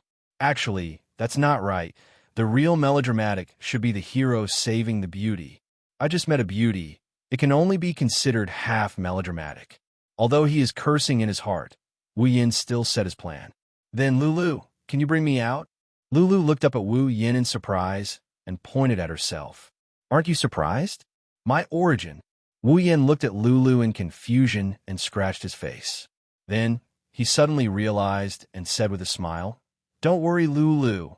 Even if your family is rich, I won't borrow from you, so don't worry. It's not like that. Lulu shouted frantically. Although she is happy that Wu Yin did not care about her family background, Wu Yan's words are really not encouraging. Miss, what's going on? Because of Lulu's shouting, her companions seemed to have noticed something and started to walk over. No, nothing. I'm still bathing. Don't come over. Lulu hurriedly shouted. Got it, miss. After waiting for the figures to walk away, Lulu sighed in relief and turned her head, rolling her eyes at Wu Yan. It's all your fault. You made me a fool if I'm found out. What should I do? Wu Yan touched his nose and smiled brightly. A good person does not fight when the odds are against them. Although Wu Yan does not want to be a good person, he absolutely does not want to lose. The bloody scenes on the screen before told Wu Yan that it is best not to offend women, especially little women. Even though that's what he's thinking, Wu Yan feels like he's looking for death. Then Lulu, do you still want to bathe? Lulu blushed and glared at Wu Yan. She crossed her arms and bared her teeth at Wu Yan. Bad guy. Pervert. Chapter 7. Ignoring Lulu's defensive expression, Wu Yan turned around and waved his hand at Lulu. Okay, this should be fine. Really, I didn't have such a big reaction when you saw me bathing. Lulu was angry. Although what he said was true, but no matter how she looked at it, she was the one who was at a disadvantage. How could he be so shameless? I'm not bathing. Lulu turned her head and said angrily. Wu Yan helplessly spread his hands. It was said that people born in the 90s were hard to please. He didn't think that a girl from another world would be so hard to please, with a helpless smile on his face that made people want to punch him. Wu Yan said to Lulu without turning his head, then you should at least get your body wet. Otherwise, it will be easy to be suspected by your companions. Indeed, if she didn't get wet after being in here for so long, then others would definitely be suspicious. At that time, it would be hard to explain. Lulu suddenly looked at Wu Yan with hesitation. Girls love to be clean. These days in the behemoth forest, Lulu lived a life of sleeping in the wilderness. Although she didn't feel it was hard, the life of not being able to bathe was really a bit unbearable. If it wasn't for the fact that she still had to go through the training, Lulu would have already gone home. This was also why she was so happy when she first saw the lake. Now, although Wu Yan's interference and something unexpected happened, Lulu's desire to bathe still didn't change. Although that was what she said, but Wu Yan was a big man standing there, exuding the light called light bulb. How could Lulu relax and bathe? But, you're still here. Lulu said this sentence almost as if she had been wronged. That pitiful look would definitely make a bunch of men howl. Unfortunately, the man on the scene was an unromantic damn otaku. Moreover, his back was facing the beauty, and he completely ignored this scene. He should be sent out to be punished by the heavens. There's nothing we can do about it. Wu Yan curled his lips and said, if it weren't for your companions outside, I would have already gone out. This is the truth. After being bombarded by the internet in the 21st century, a girl's body is no longer a secret to Wu Yan. Although the meaning is different, how can what is shown on the screen be compared to reality? However, Wu Yan isn't a lecherous ghost, although it's a bit of a pity, that's for sure. Then what should I do? Was she supposed to bathe in front of him? How could this be? Frowning in distress, Wu Yan had no choice but to pick up the large underwear that he had previously thrown on the shore. He looked at the underwear in his hand with a look of disgust. That's yours. Hey, what the hell are you disgusted with? Raising his hand, he tore out a large piece of cloth from his pants and tied it around his face like he's going to die. This should be fine. If you believe me, hurry up and bathe. Lulu looked at everything that happened in astonishment. The corner of her mouth curled up, but she quickly covered her mouth with her hand and resisted the urge to burst out laughing. She looked like she was having a hard time holding it in. Staring at Wu Yan's face for a while, Lulu said with a little amusement, you can't peek. Wu Yan was really speechless. Lulu, don't worry. Before we reach the passion stage, I won't be in a hurry to eat you. Lulu blushed and glared at Wu Yan. Then she took off her clothes slowly. Listening to the rustling sound of the clothes rubbing against the skin and the splashing sound of the water, Wu Yan had a headache. Isn't this challenging my patience? Why am I still so sensitive at this time? I don't want to be Liu Xiaohui. Okay, you can take it off. After an unknown amount of time, Lulu's slightly joyful voice sounded. It woke up Wu Yin, who was counting the monks and nuns. Taking off the underwear cloth from his face, Wu Yin quickly threw it away. Only then did he let out a sigh of relief. Turning his head, Wu Yin looked at Lulu, who had just come out of the water. Her clothes were already fully put on. Her wet hair and skin with water droplets all showed that she had just taken a bath. Her very beautiful face was full of smiles. It seemed that taking a bath was really a very happy thing for Lulu. Looking at Lulu with admiration, Wu Yin said sincerely, "You don't say, girl. You really have the right to be proud of yourself." After getting used to Wu Yan's tone, Lulu was not so unfamiliar with it. With her hands on her waist, Lulu said to Wu Yin with a proud face, "Of course, I also have a lot of people chasing after me." Looking at Lulu's performance, Wu Yin shrugged. Yes, yes, yes. Lulu is the most beautiful, the most likable. Hurry up and go out. No sincerity at all. Wrinkling her small nose in dissatisfaction, Lulu coldly snorted, turned her head, and walked out with Wu Yin. Suddenly, Wu Yin found a very serious problem. "All right, Lulu, how are you going to explain to your companion that I am here?" Both of them stopped in their tracks at the same time, maintaining their frozen postures and stiffening on the spot. The scene fell into silence, leaving only the two of them staring at each other and Wu Yan's dry smile. "Miss, you're finally done bathing. If you didn't come out, Miss Fei Fei would have gone in to find you." When Lulu came out, a middle-aged man with a walk-on face, who looked like a guard, quickly came over and looked at Lulu. His eyes kept drifting over Lulu's body, as if he wanted to see if there was anything missing. "Nothing, it was too comfortable, so I took a longer bath." Lulu looked away a little unnaturally. This is a lie full of loopholes. Fortunately, the other party is a wretched uncle who doesn't know how to read people's expressions. "Lulu, you took a really long bath this time." Wu Yin, who was hiding in the forest, heard a steady and gentle female voice. He knew that it was the woman who talked to Lulu at the beginning. From Lulu's perspective, a tall woman wearing a short-sleeved shirt and shorts stood in the middle of a group of guards. The woman had very beautiful silver hair, a face as beautiful as Lulu's, and the bag on her chest was bigger than Lulu's, exuding a mature aura. She looked as charming as Lulu. "Fei Fei, the water is too comfortable." When Lulu saw the woman named Fei Fei, she put a smile on her face.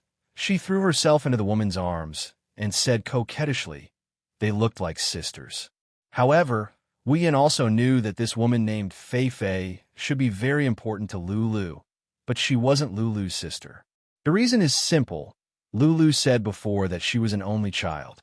Fei Fei hugged Lulu and looked at her unhappily. "There are so many people here waiting for you. Aren't you embarrassed?" Lulu stuck out her tongue and laughed a few times. She didn't feel embarrassed at all. At this time, Wu Yin knew that it was time for him to appear. He quickly adjusted the kusanagi, sword at his waist, and slowly walked out. "Who is it?" As Wu Yin's footsteps sounded, Lulu and Fei Fei's guards quickly pulled out their weapons and shouted at Wu Yin. Lulu looked at Wu Yin nervously. After the two of them discussed for a while, they got the result that Wu Yin asked her to come out first. Then he came out himself. When she asked him what he was going to do, Wu Yin confidently patted his chest and said to her, "Leave everything to me." So, this scene happened. Lulu didn't know what will happen next, so she was a little nervous. Fei Fei tightened her arms around Lulu. Looking at Wu Yin, who was slowly walking over, she frowned. Although Wu Yin looked harmless, and she didn't feel the existence of Do Qi or mana from him, Fei Fei still had a certain degree of vigilance. She didn't want to let others hurt Lulu because of her mistake. Ignoring the guards, Wu Yin walked up to them at a leisurely pace. When he was 5 meters away from them, Wu Yin stopped, opened the system's detection function, and looked at all the guards. Not counting the two beauties in the middle, the group of guards numbered around 30 people. Their levels range from level 20 to level 29, so please ignore their names. Looking at the weapons in their hands, Wu Yin immediately determined that these 30 people were warriors. After all, No magician would use weapons like sabers, swords, or pikes. Moreover, magicians were very rare. Learning magic relied heavily on talent. Ordinary people simply couldn't become magicians, so the ratio between magicians and warriors was about 100. From this, one could imagine how high Lulu's talent was to be able to become a Tier 4 magician at the age of 17. Over 30 Tier 3 warriors, they were truly worthy of being from the number 1 family in this world. Each of them had the strength to kill him. Thinking about this in his heart, Wu Yan's face didn't change, still looking calm and indifferent. When he saw Lulu, Wu Yan's face finally changed. His expression became serious, and his heart was shocked. Fei Fei, level 68, Tier 7. Okay, Wu Yan admitted that he was shocked. In front of him was a beauty who looked more like a maid than a bodyguard. She didn't look much older than him, but she was almost level 70. It was fine if those middle-aged men were stronger than him. After all, they had lived for so many years. How could a woman who wasn't much older than him be stronger than him? And by so much. Am I still the main character? Wu Yan had already forgotten that Lulu, who was a few years younger than him, was level 35. If this was written into a novel, wouldn't it be a masochistic novel? I don't want to. His heart was violently howling, but on the surface, Wu Yan only narrowed his eyes, not saying a word. Who are you? Why are you here? When Lulu came out, the middle-aged man who spoke first looked at Wu Yan with vigilance. Although he didn't feel any danger from Wu Yan, he still didn't dare to let down his guard.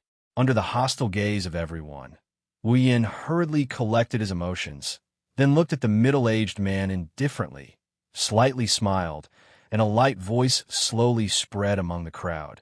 Passing by, soy sauce party. The originally vigilant faces of the people on the opposite side all stiffened. Lulu turned her head, buried her face in Fei Fei's chest, her body trembling nonstop. She really couldn't bear to watch anymore.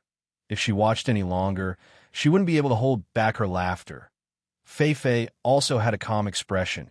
The originally heavy atmosphere was instantly washed away by Wu Yan's words. At this time, Wu Yan didn't know what he did.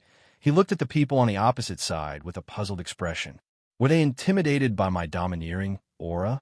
After thinking for a while, Wu Yan decided, say it again. Passing by, soy sauce party. The voice rang out again, waking everyone up. Before they could react, Lulu couldn't hold back. She raised her head, looked at Wu Yan with a choked expression, and loudly shouted, "Are you an idiot?" Chapter 8. The sudden roar shocked Fei Fei and the guards who were standing around Lulu. Even Wu Yan, who was standing 5 meters away, felt his head swell and almost threw away the sword in his hand. Lulu angrily ran to Wu Yan and pointed at his nose. "Is this what you mean by leave it to you? Are you here to ask for help or to make fun of me?" Should Wu Yan feel a sense of accomplishment for making the lively Lulu angry to this extent? Looking at the angry Lulu, Wu Yan shrunk his head and smiled brightly. "Well, I just wanted to ease the atmosphere." You're hopeless." Lulu weakly dropped her hand. Facing the troublesome Wu Yan, Lulu expressed that she was powerless. "I don't know what to say. Isn't the effect quite good?" At this moment, Fei Fei and the group of guards could not wrap their heads around it.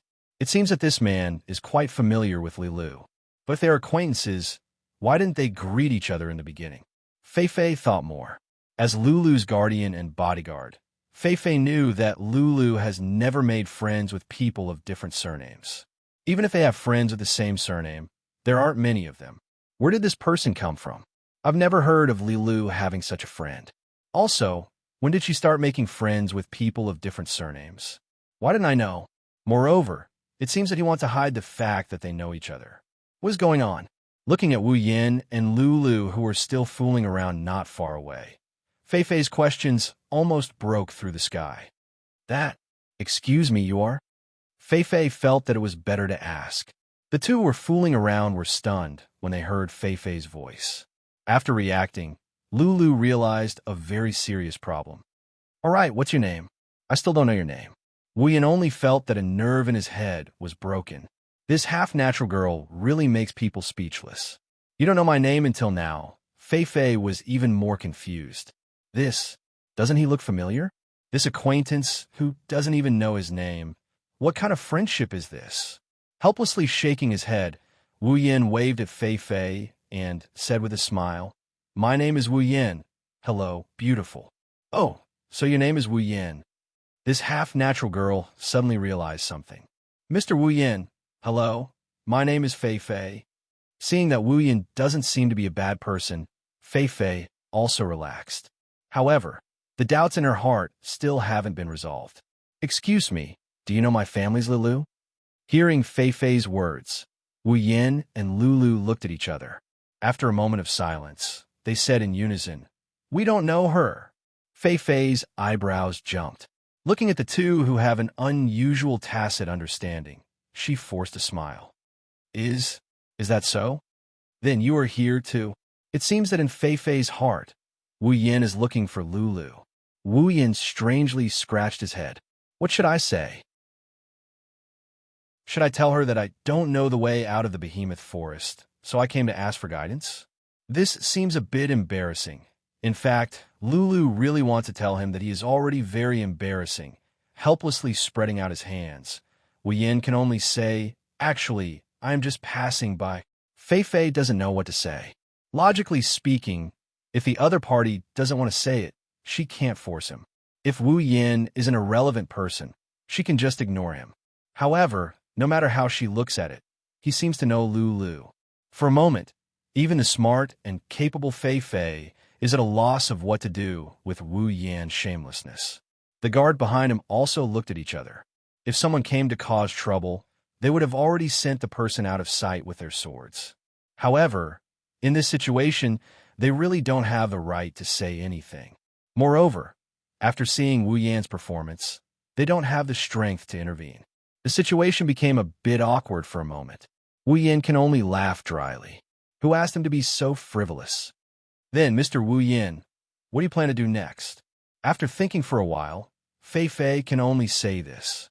That, actually, he is lost, so he wants us to take him out. At this time, Lulu doesn't expect Wu Yin to say anything serious. She directly tells Fei Fei the shameful secret in Wu Yan's heart. Wu Yan's smile froze. Fine, he is sure that Lulu wants to take revenge on him. Seeing Fei Fei's strange look, Wu Yan's face is full of tears. The guards can't help but roll their eyes. After all this trouble, the result is that he is lost. Of course, this is also because the other party seems to be familiar with their mistress.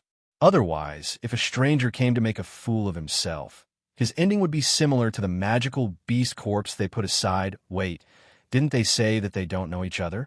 Then how did the mistress know that he is lost? In fact, Fei Fei also wants to shout, "Can you be more fake?" Rubbing his face, Wu Yin can only wave his hand and say, "Well, it is like this. Miss Fei Fei, when do you plan to leave the behemoth forest? Can you take me with you?" Fei Fei stared at Wu Yan's face for a while, then covered her mouth and laughed. "So it is like this. We also plan to leave the behemoth forest. Then Mr. Wu Yin can come with us." "Oh, that's great. We can finally leave this hateful forest." Hearing Fei Fei's words, Lulu is the first to cheer. It seems that Lulu suffered a lot in this forest. Wu Yin also laughed happily. Even if he is an otaku, he doesn't want to stay in a ghost forest where there is no one. "Good. Let's go. Let's go home." Lulu proudly waved her hand and ran off into the distance. "Wait, Lulu." Fei Fei quickly chased after her. Shrugging his shoulders, Wu Yin felt disdain in his heart. "You say you are not young, but I think you're just a little brat." Turning his head, Wu Yin saw a group of uncles looking at him with unkind expressions. His body trembled, and he stiffly laughed a few times, then quickly chased after her. After a whole day of hurrying, Wu Yin and his group finally walked out of the behemoth forest and arrived at a small supply town. The behemoth forest is located in the central region of the three empires. Just in terms of area, it is larger than any of the empires. Moreover, it is rich in magical beasts and natural treasures.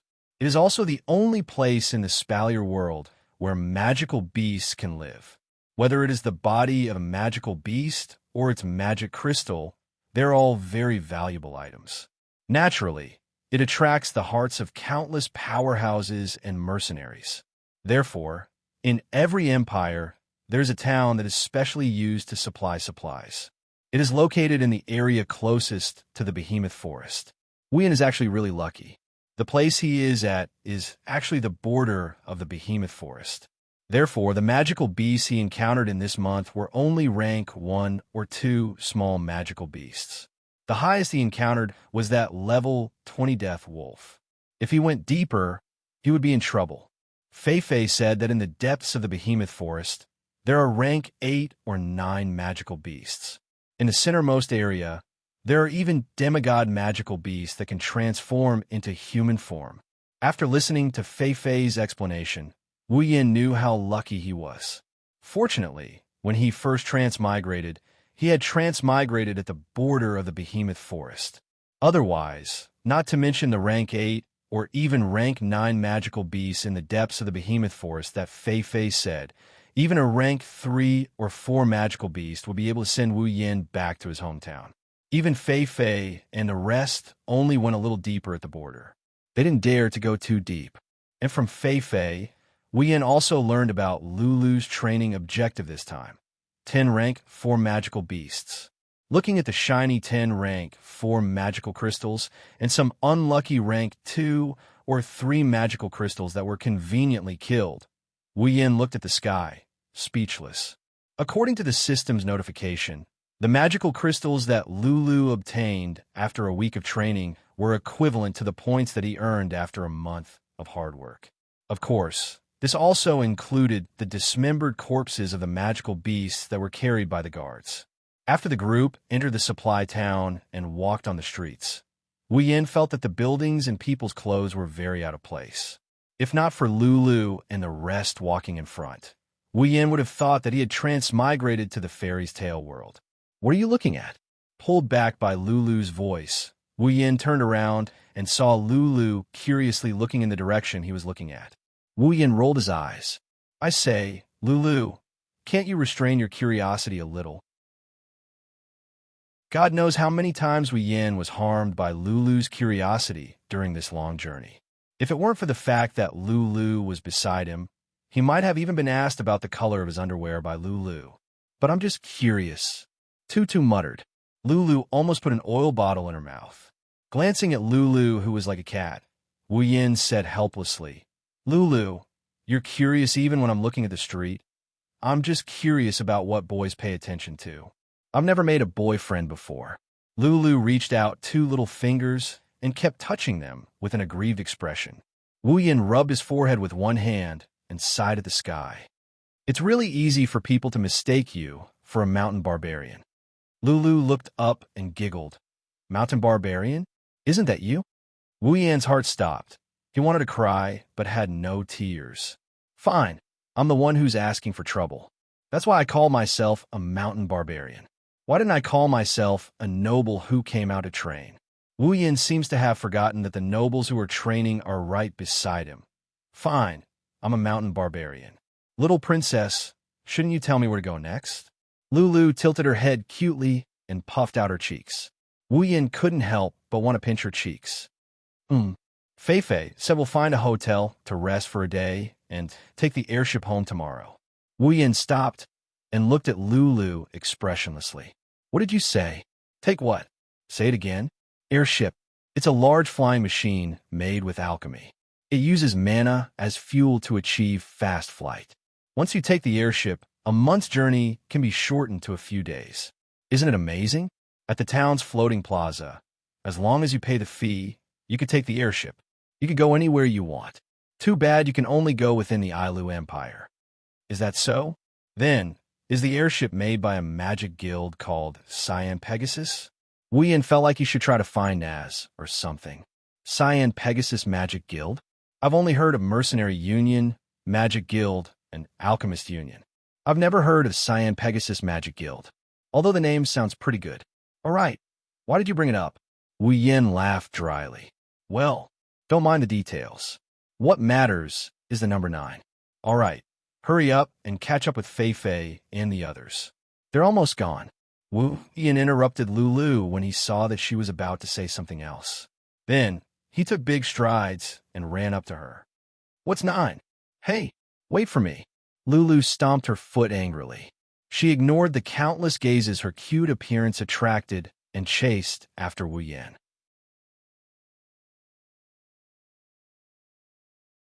Chapter 9. The next day, Wu Yan walked out of the hotel after washing up. To be honest, Wu Yan wished he didn't have to spend the night in this hotel. The reason was simple. He had no money. Recalling how he said he didn't have any money yesterday, and how Lulu generously said, "Leave the money for your bed to me," and how the hotel owner looked at him with disdain, Wu Yan really wanted to find a hole in the ground to crawl into. Just as he walked out of the hotel, Wu Yan saw Lulu and the others ready to go. Lulu strode to his side and pouted with dissatisfaction. So slow, sleeping for so long, you're like a pig. Wu Yan couldn't help but roll his eyes. This is already considered very early. Back when he was at home, he used to sleep until noon. Who would wake up so early in the morning like this? Mr. Wu Yan, what do you plan to do next? I heard from Lulu that you don't have anywhere to go. Actually, Lulu told Fei Fei that Wu Yan was a savage from the mountains who got lost while looking for food. However, Fei Fei embellished the story. Yeah, Wu Yan, where are you going next? Why don't you come home with me? Hearing Lulu's words, Wu Yan's face fell. What do you mean come home with me? Are you a bandit king looking for his wife? Fei Fei looked at Lulu in shock. This was the first time Lulu invited someone to her home. Wu Yan pondered. To be honest, he hasn't thought about where to go. He's an otaku who came to this world for only a month. Even when he was at home, he didn't go far, let alone in this world where he has no one to rely on. I'll go take a look at the mercenary union. After thinking for a bit, this is the only way he could come up with. Following Lulu is a good idea, but let's not talk about whether or not he'll be living off her. First of all, he won't have the chance to level up. Although the way to gain EXP isn't necessarily to kill the other party, but finding someone to spar with is not a real fight, so he won't get any EXP. This system is pretty smart. Moreover, he would definitely summon some 2D girls in the future. If he followed Lulu, he might be able to fool Lulu, but he wouldn't be able to explain it to Fei Fei. So, being a mercenary was the best way. He could get rewards and level up. Plus, he had a lot of freedom. Mr. Wu Yan, are you planning to be a mercenary? Fei Fei nodded. If he really had nowhere to go like what Lulu said, then being a mercenary was indeed a good idea. How can that be? Hey, isn't it good to come home with me? Well, there were actually people who objected. Lulu was very curious about Wu Yan, this mysterious guy. To her, Wu Yan was just a playmate to pass time. Lulu was a little unwilling to let such a playful thing leave. Wu Yan didn't know what Lulu was thinking, but Wu Yan had a premonition that following Lulu wasn't a good thing. Miss! Suddenly, a group of about 100 riders appeared not far from where Wu Yan and Co are. The leader is a guy who looks about the same age as Wu Yan. He's wearing a suit of armor that isn't golden, but it's still very flashy. Wu Yan reckoned that the broadsword hanging at his waist would be worth more if he sold it than chopped it up. Slayiforms, level 25. Apart from him, the riders behind him were all around level 10. Although they had more people, their strength was generally a level lower than Lulu's guards. For some reason, when Wu Yan saw Slayiforms, he felt that he might be in trouble. After a series of footsteps, Slayiforms led a group of riders in front of Lulu. He said to Lulu, "Miss, the airship is ready. We can leave at any time." "Why are you here?"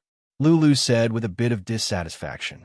She was racking her brain to come up with a bunch of words to make Wu Yan stay. Who knew that this Slayiforms would suddenly appear and interrupt her, causing her to forget all the good ideas she worked so hard to come up with. "Young girl, you should save your energy and think about what to eat for lunch." "Lulu, they were sent by your father to escort you home. I only received the news yesterday." Although Fei Fei had been with Lulu for a long time, Fei Fei didn't know what this natural girl was thinking. She didn't know why she was suddenly unhappy. She could only smile bitterly and say, "Lulu, they were sent by your father to escort you home. Dad is too much. I'm not a child. If I were your dad, I would also worry if a half-natural girl like you would get lost. This was the thought of a certain homebody who had been lost for a month. At this moment, Slayiforms was staring at Lulu. His eyes drifted up and down Lulu's body, flashing with infatuation and lust from time to time. This scene was clearly seen by Wu Yin, who was using the system's detection function to observe him. Curling his lips, Wu Yin knew what this show-off was thinking even if he used his knees to think. Perhaps a naive girl like Lulu didn't notice anything, but Fei Fei seemed to have known this would happen. Although her face was expressionless, there was obvious disgust in her eyes. Forget it, I don't care about other people's family matters. I believe that with Fei Fei here, nothing will happen to Lulu. After all, Fei Fei is a rank 7 powerhouse. Moreover, she's a very rare magician. This was what Wu Yin found out after a day of interaction. Lulu, Fei Fei, then we will part ways here. Thus, Wu Yin decided to carry out his plan to level up. Wait, who are you? Who gave you the right to call the young miss like that?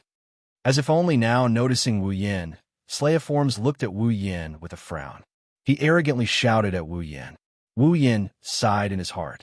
Who said that a woman's intuition is accurate? My intuition isn't bad either. This guy is really looking for trouble. Wu Yin completely ignored this show-off and waved his hand at Lulu. He turned around and prepared to leave. Slayiforms was furious. Ever since he became the night captain of the Lori family's night squad, who didn't treat him with respect. Even those rank 4 and 5 guys didn't dare to offend him. Now, an ordinary stinking brat without a trace of do chi or mana actually dared to ignore him. Moreover, Slayiforms was angry at how Wu Yin called Lulu. In this extremely possessive guy's heart, other than himself, he wouldn't allow any other man to even glance at Lulu. Moreover, Wu Yin called Lulu so intimately.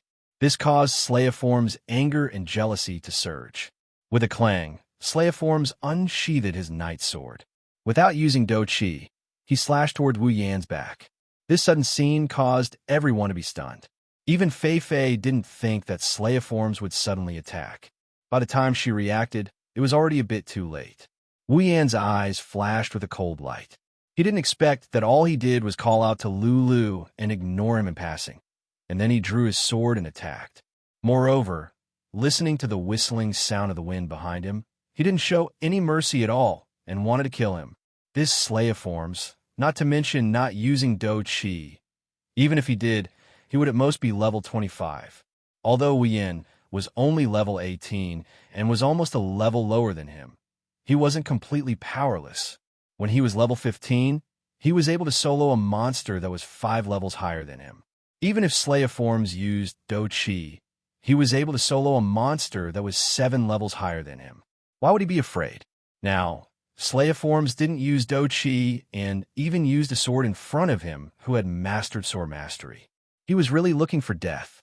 Before Slayiforms' sword could slash down, Wu Yin quickly placed his sword on the hilt. After a cold light flashed, a bloody light bloomed at the same time. A scream attracted everyone's attention. When everyone looked towards the source of the sound, they couldn't help but gasp. They saw that Slayiforms, who was still arrogant just a moment ago, had his sword hand severed at the wrist.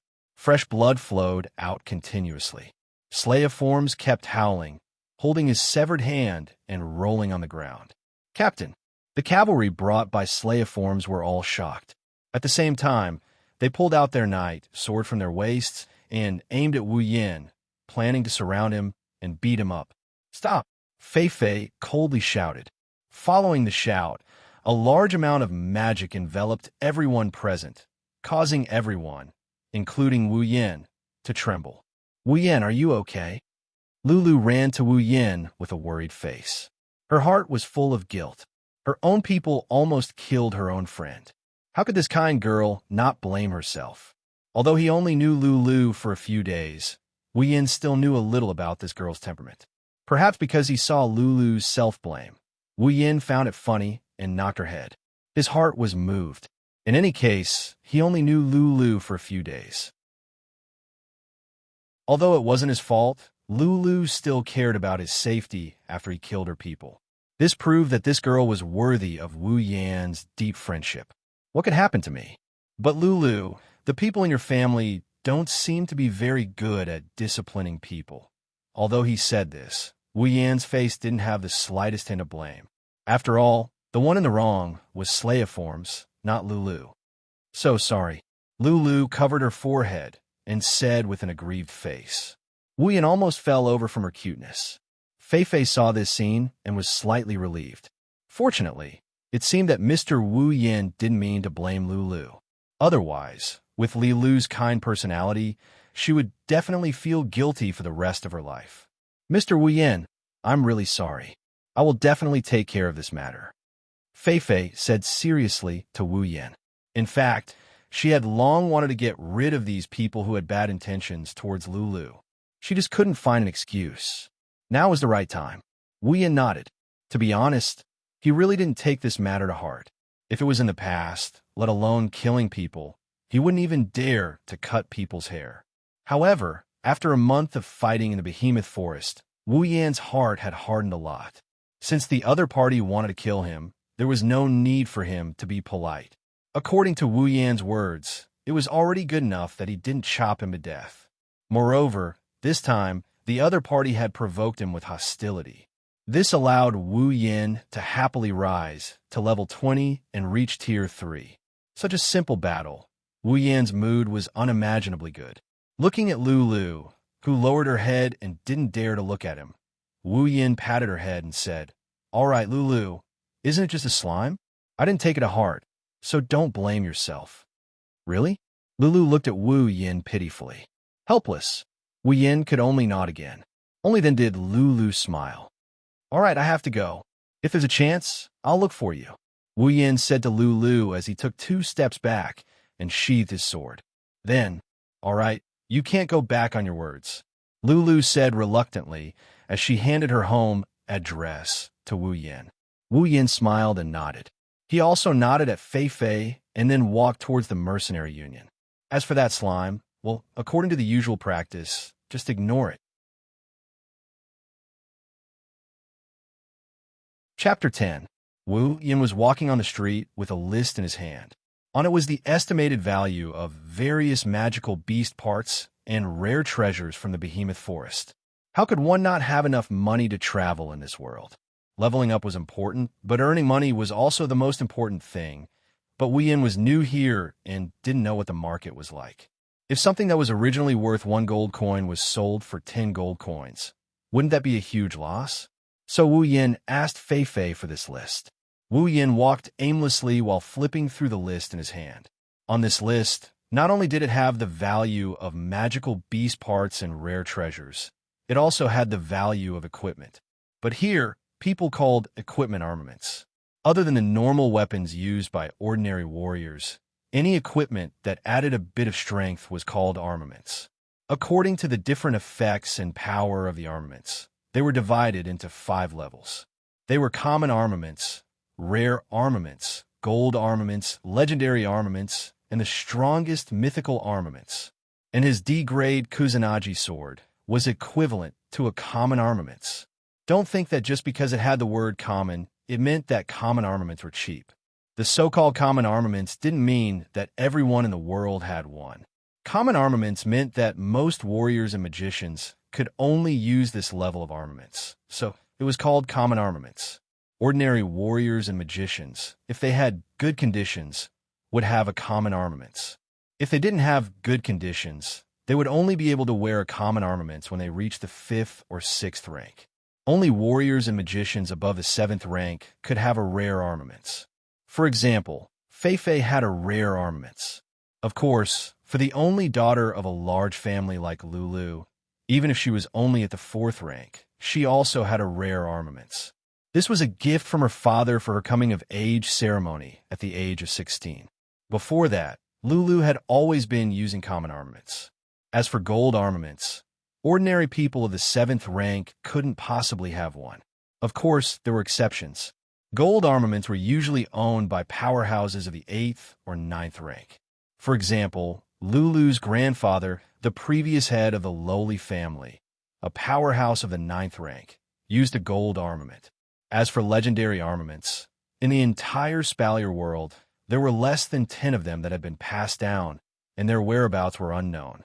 Finally, when Fei Fei gave Wu Yin the list, she told Wu Yin that she had never even heard of the strongest mythical armament, let alone seen it. Only when she was young did she hear Lulu's grandfather mention it. It seemed that 10,000 years ago, when the four gods were still alive, there was such a mythical armament. Wu Yin still remembered that when he first heard it, he was secretly speechless. This Spalier world that was evaluated by the system to be 10 times the size of the Earth, from ancient times until now, there was only one mythical armament. According to the system's statement after combining the list in Wu Yan's hands, the 5 levels of armaments in the Spalier world were the same as the system's equipment level. The system's equipment was also divided into 5 levels, from the lowest level to the highest level, S level. Of course, those equipment that did not have a level could barely be considered a level. Wu Yan's Kusanagi sword was D level, which corresponded to common armaments. Therefore, in the system, those C-level equipment corresponded to rare armaments, B-level corresponded to gold armaments, A-level corresponded to legendary armaments, and S-level corresponded to mythical armaments. When he heard the system's analysis, Wu Yan's heart was both happy and annoyed. What made him happy was that the legendary mythical armament, which was also an S-class equipment, was available in the system. Not only did it exist, but compared to the Spalier world, where there was only one mythical armament, there was more than one S-level equipment in the system. Although there were not many, it was still much better than this world.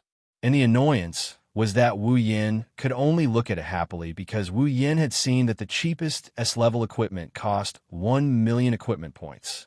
Taking everything into account, Wu Yin's current equipment points were only 24,000 points. It would be a long time before he could afford the S-level equipment. After the annoyance, Wu Yin was able to accept it. After all, he had just reached level 20.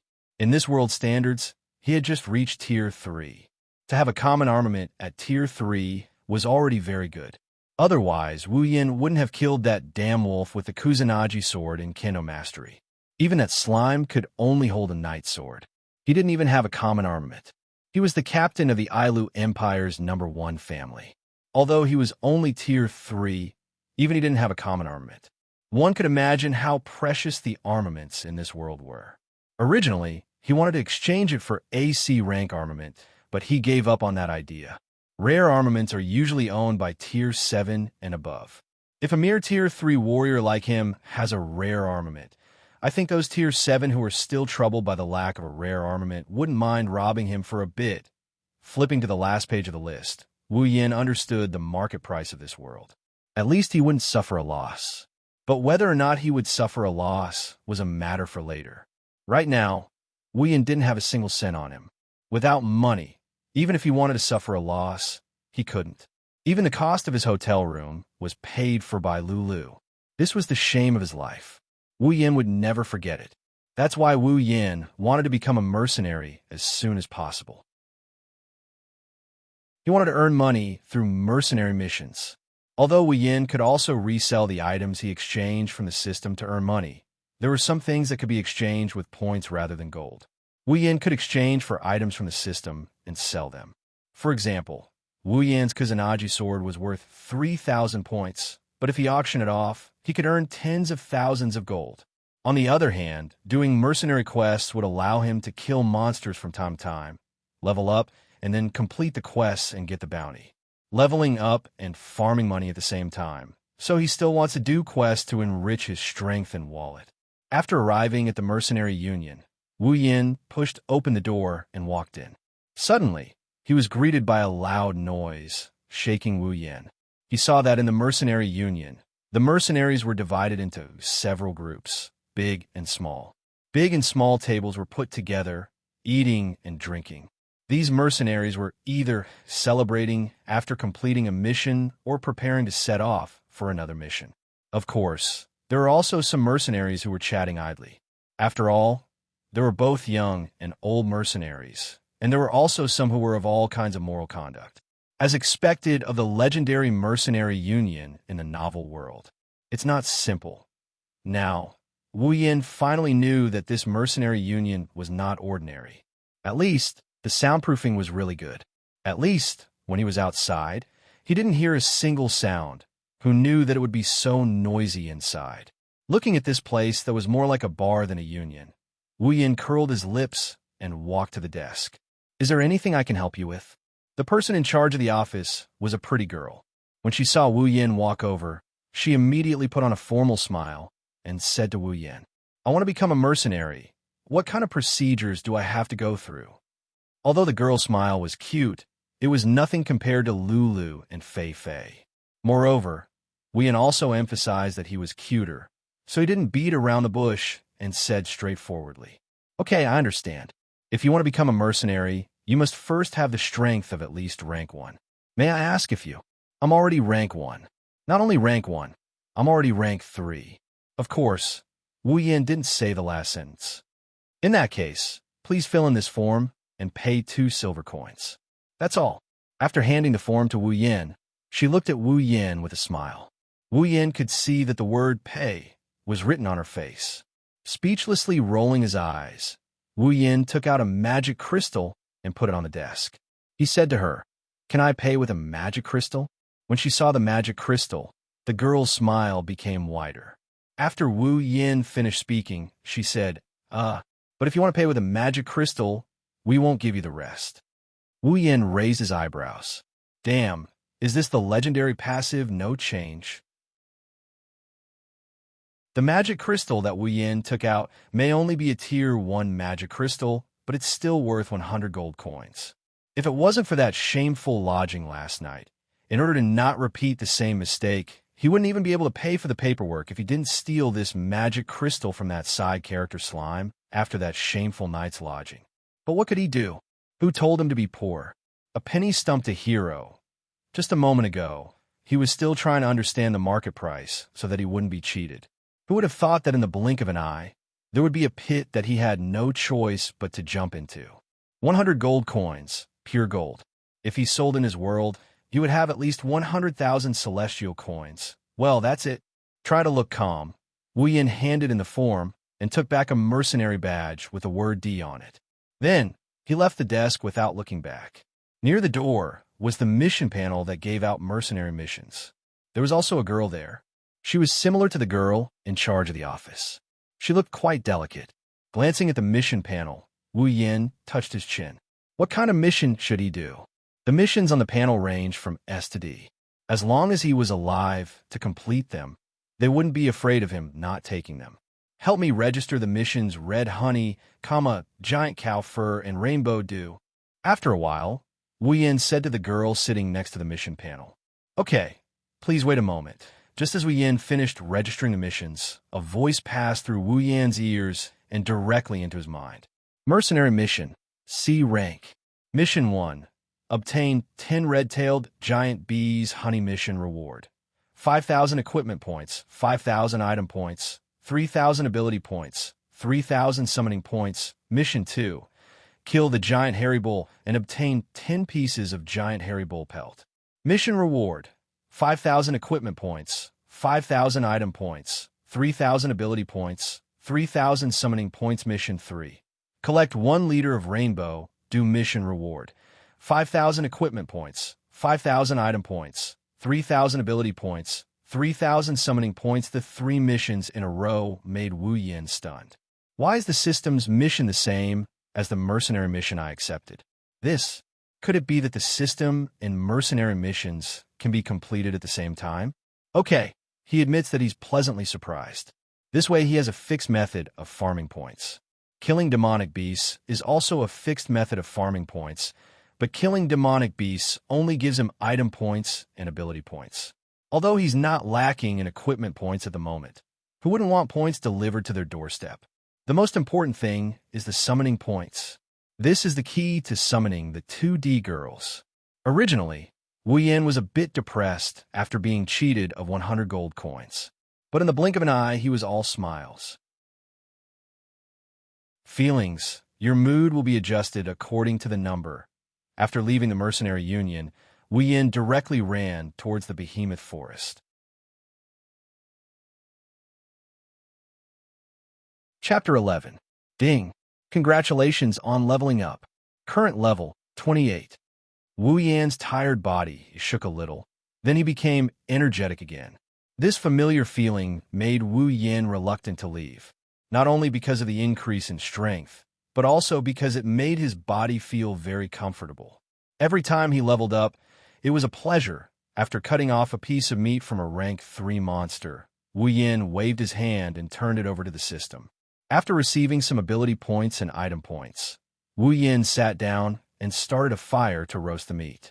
Although he didn't have any seasoning on him, Wu Yan was very serious about roasting the meat. With the cooking expert ability, even if it was just roasting meat, it would still be very delicious. Character: Wu Yan ability, sword expert, cooking expert equipment, Kusanagi sword, D rank, summon, none equipment points, 40,000 item points, 250000 ability points, 70,000 summoning points, 70,000 level. 28 after 2 months, this was all Wu Yan had gained. In these 2 months, Wu Yan had been constantly running between the Mercenary Union and the Behemoth Forest, doing missions and killing monsters. Logically speaking, he should have been tired of it by now, but Wu Yan forced himself to endure. Although he didn't want to admit it, Wu Yan knew that he was still very weak.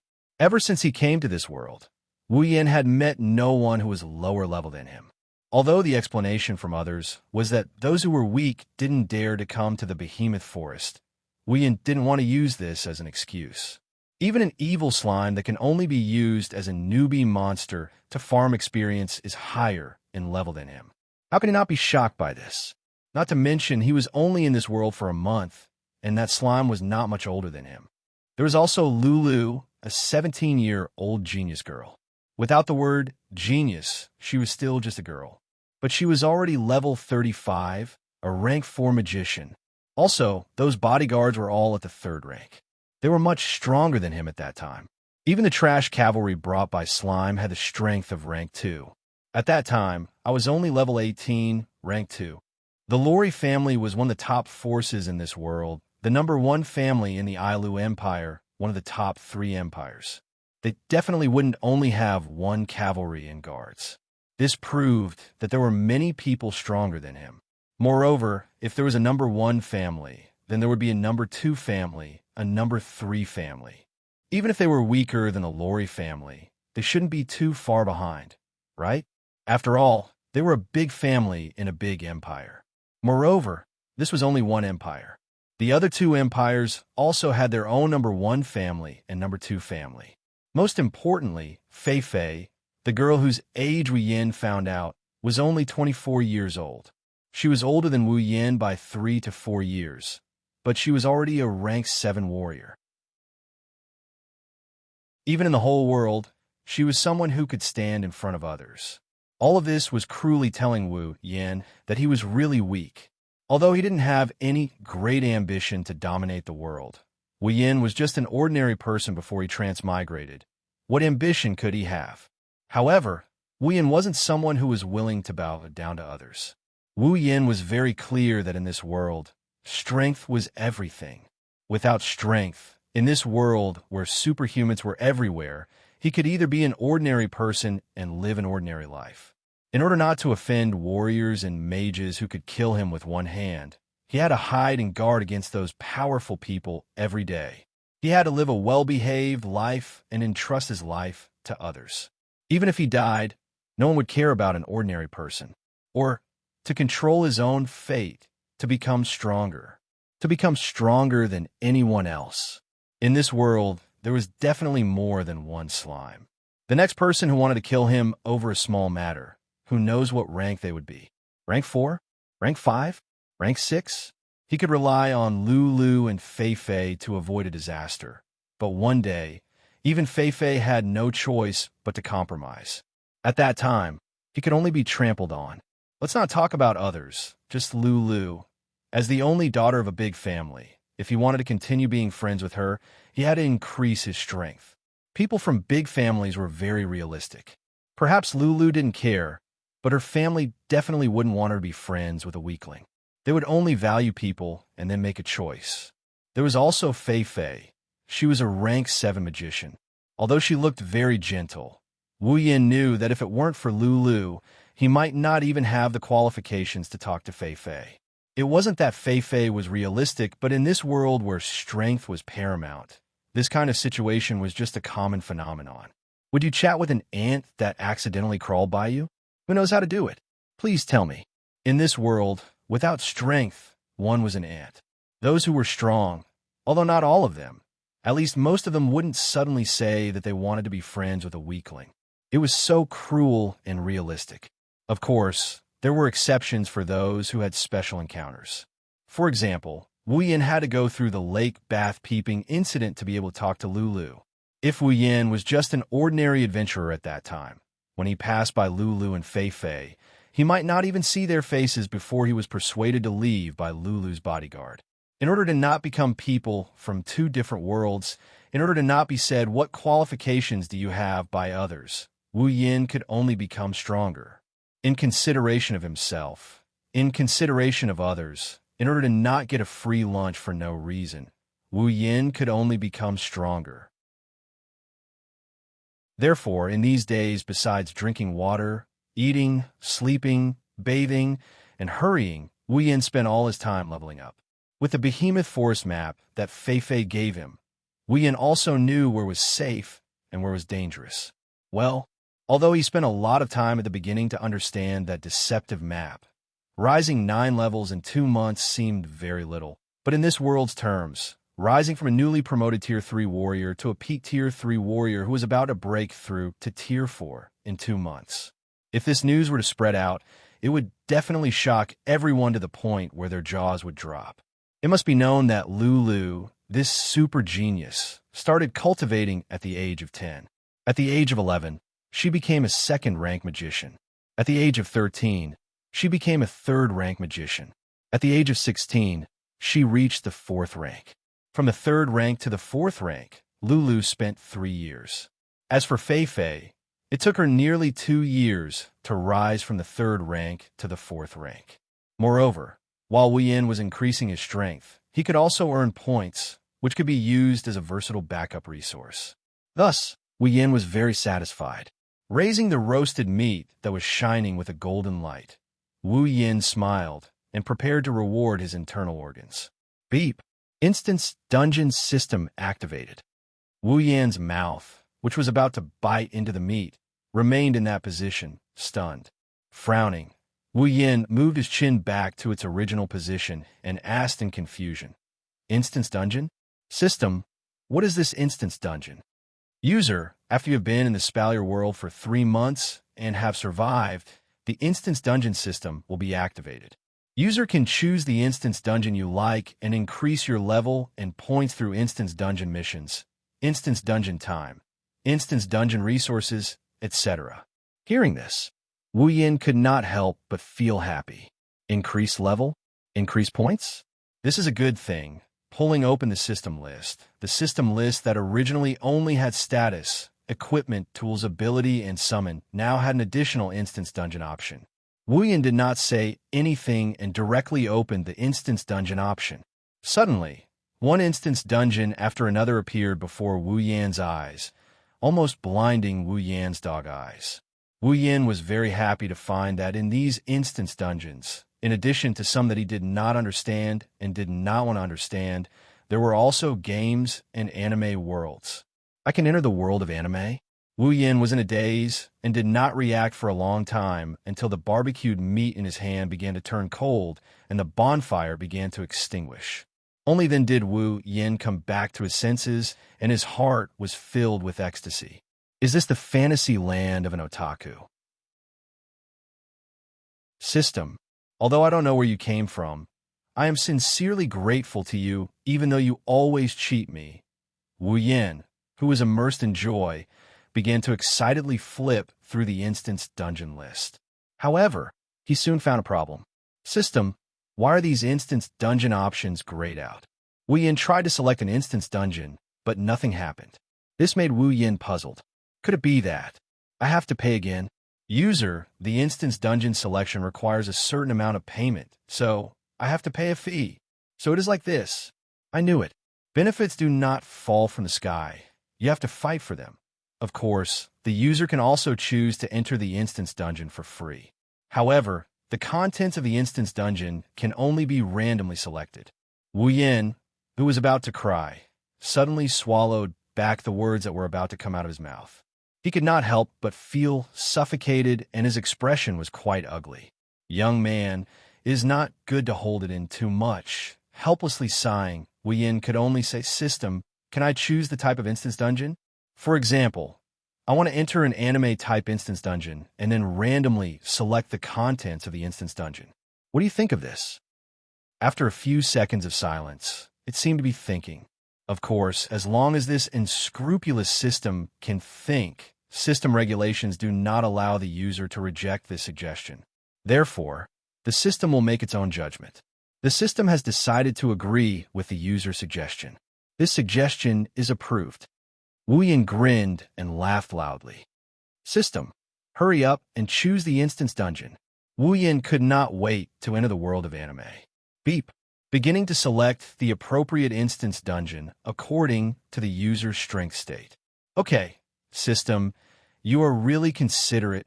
Wu Yin, who was slow to realize, felt a lingering fear in his heart. Fortunately, the system has this function. Otherwise, if he entered a world like Dragon Ball, he would definitely be blasted to hell together with the earth by those who wanted to destroy it. Moreover, this was not the end. After that, he would be resurrected by Sun Wukong and the others. When a new enemy appears, he would die again and be resurrected again.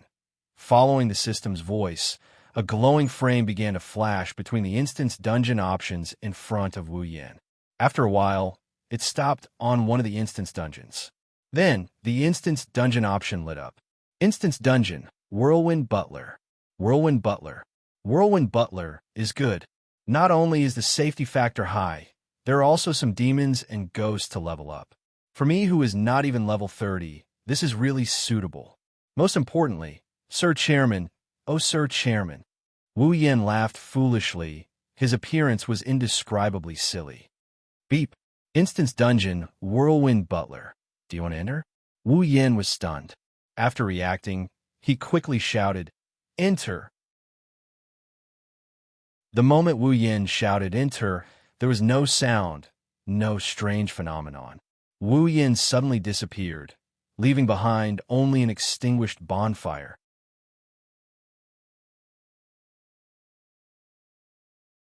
Chapter 12. Without any warning, a person suddenly appeared on an ordinary and uninhabited street. He did not walk or fly over.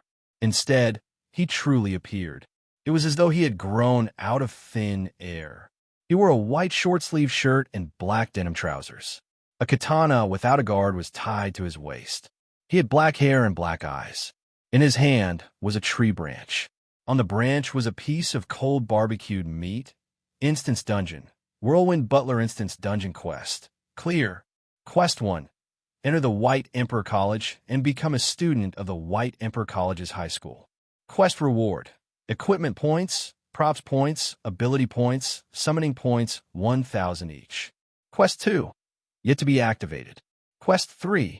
Yet to be activated. Wu Yin opened his eyes in a daze. The first thing he heard was the instance dungeon quest issued by the system. Then he looked around. The street was a very ordinary street. However, it gave Wu Yin a sense of security that he had not felt since his transmigration 3 months ago. Now that he was in an unfamiliar world, no matter how thick Wu Yin's nerves were, he was unable to relax. Most of his time was spent on leveling up and completing quests. How could Wu Yin dare to relax? If he was not careful, he would die in the forest and become the excrement of the demonic beasts. The familiar streets that he had not seen for a long time gave Wu Yin an indescribable sense of security. His tense body gradually relaxed, and a warm smile appeared on his face. Of course, that is if one did not look at the barbecued meat in his hand. Beep. User, after you have completed all the instance dungeon quests, you will be able to leave this instance dungeon. After you have completed the first instance dungeon quest, the second instance dungeon quest will be activated. After you have completed the second instance dungeon quest, the third instance dungeon quest will be activated. After you have completed the third instance dungeon quest, the user will be able to leave this instance dungeon. Reminder, the time ratio between the instance dungeon world and the real world is 100:1. Thus, the user can train in this instance dungeon with ease. We wish you a pleasant time in this instance dungeon. 100:1? In other words, even if I stay here for 1 year, only 3.5 days will have passed in the Spalier world? What a cheat for cultivation. But I like it. Chuckling, Wu Yin looked at the barbecued meat in his hand and felt embarrassed. He quickly threw it away, clapped his hands, and walked out. The first thing he needs to do right now is to eat a good meal. In Silveria, he only ate fruits and barbecued meat. Although it's not like the supply town doesn't have good food, how can he find Chinese cuisine in a restaurant? Although there were some items in the system, it wasn't impossible to use precious item points to exchange for food. He would think about it later when he became rich. Although it wasn't expensive, a mosquito's leg was still meat. And in Butler Whirlwind's world, although the plot was set in Japan, no matter what, there should be 1 or 2 dishes of the same world. Well, although he didn't have money, Wu Yin had gold coins. Gold coins were used as currency in the Spalier world, but in this world, they were treated as gold. 1 gold coin was enough to eat 10 meals. At this time, Wu Yin was standing in front of a very spacious and gorgeous building. He held a map in his hand and looked at the door with an embarrassed expression. After eating a big meal of Japanese cuisine, Wu Yin asked for a map from the smiling shop owner who had accepted 1 gold coin. He didn't want to suffer the pain of not knowing the way again. It was also thanks to the system's language proficiency function. Otherwise, Wu Yin wouldn't even be able to order food. The gorgeous building in front of him was the White Emperor College. Although this world gave Wu Yin a sense of security, Wu Yin did not forget his quest. The first quest was to join the White Emperor College and become a student. Wu Yin didn't know why the system would give him such a quest. However, when it came to earning points, Wu Yin wouldn't be polite. As for why he was embarrassed, the reason was because the person in front of Wu Yin was standing in front of the White Emperor College's entrance. She was looking at him with a vigilant expression. She had light green shoulder-length hair and a small protruding mole on her forehead. It was unknown whether it was a mole or a sore. 1 glance was enough to tell that she was a restless person. This person had a vigilant expression on her face and was about to fight. She was glaring fiercely at Wu Yin. Gue Shiwalu, Gue Chuju's crazy older sister. That was all Wu Yin knew about her. In the original work, when the main character, Seo Ayasaki, came to deliver a bento to the big miss of the 3,000 nunnery, he was stopped by Gue Shiwalu. The reason was that if she didn't guard the entrance properly, her salary would be deducted. Because of such a ridiculous reason, this crazy older sister refused to let anyone who wasn't from the White Emperor College in. Once she saw an outsider, she would start a fight. What a trap. According to the system, Wu Yin would enter an instance dungeon with a storyline the day before the storyline began. In other words, the main character, Seo Ayasaki, was still delivering parcels. Unexpectedly, this older sister was already guarding the entrance. Although he didn't know when Seo Ayasaki would come to the White Emperor College, Wu Yin knew that he might be in a bit of trouble. This big sister who loved to drink, liked to cause trouble, and was a little neurotic would definitely not let him in easily. Even if he explained it clearly, he would definitely be beaten up by her and then be beeped again. Gue Shiwalu, level 15. Okay, older sister, you're awesome. As an ordinary person with no strength, you can reach tier 2. Could it be that the wine you drink is an edible experience book? The corner of Wu Yan's mouth twitched as he looked at the crazy older sister who had been in the same posture for almost 20 minutes. The embarrassment on his face became deeper and deeper. Calm down. I have to calm down, Wu Yan kept reminding himself in his heart. He put away the map in his hand. Even if there was no hope, he could still try to communicate with her. Are you finally going to attack? Watch me. Before Wu Yin could finish speaking, Gue Shiwalu shouted and rushed over. She threw a punch at Wu Yan's face. Wu Yin looked at Gue Shiwalu in shock. When he felt the wind from the punch, he quickly turned his head and dodged the punch. Hey, you have some skills. Watch this move. Facing the continuous attacks, Wu Yin quickly dodged. As he dodged, tears flowed down his face. Although he knew this older sister was unreasonable, Wu Yin did not expect her to be so difficult to communicate with. As expected, is it because of the dimension? Two-dimensional and three-dimensional? No, it's not like that. How can a cute girl from 2D have a generation gap with me? It must be because she's not a cute girl. That's why it's like this. That's right. Thinking like that, Wu Yan's face still had a sullen expression. I'm only here to enter the school, not to fight, and definitely not to be beaten up. I can't fight back either. If I don't fight back, I'll definitely be beaten to a pulp. But I can't fight back either. What should I do? Don't come again. If you do, I won't be polite anymore. This was Wu Yin, who was still thinking about not fighting back. Ha ha, won't be polite? Show me if you're not polite.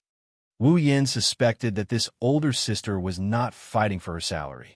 She was just doing it for fun or to pass the time. Seeing Gue Xiaolu in a state where no one could get close to her, Wu Yan's heart was filled with evil. Wu, Wu, Wu. Wu Yin clapped his hands and turned around. He walked into White Emperor College. Gue Xiaolu was tied up into a ball by the rope Wu Yin had exchanged for 10 item points. Her mouth was stuffed with a map, and she was on the ground, struggling. Walking on by King's Path, Wu Yin was speechless. Although he knew from watching the anime that Bai King was very big, and if he wanted to go around Bai King, he had to take the tram. Seeing it in person, he could not stay calm. After entering Bai King, Wu Yin kept going to the tallest clock tower. After walking for 10 minutes, the clock tower was still not close. It made Wu Yin feel depressed. After a long time, he finally reached the clock tower. Wu Yin looked around strangely. As a school, it was very quiet. It was hard to imagine that there was a class today. Shaking his head, Wu Yin strode into the clock tower. Hey, you over there. Don't you know that people outside the student union cannot enter the clock tower? Wu Yin, who was about to enter the clock tower, stopped. He turned around.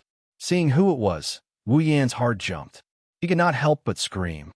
Mr. Leader, pink hair, yellow-green eyes, and a beautiful face. She was wearing the White Emperor College uniform. Her hands were on her hips, and she looked at Wu Yin expressionlessly. That was our Mr. Leader, Gue Chuju. Gue Hinagu flinched when she heard him. Her expression turned a bit weird as she sized him up with a puzzled look. I don't think I've seen this guy in casual clothes with a samurai sword around his waist before. I just saw him planning to enter the clock tower, so I called out to stop him. Who is he?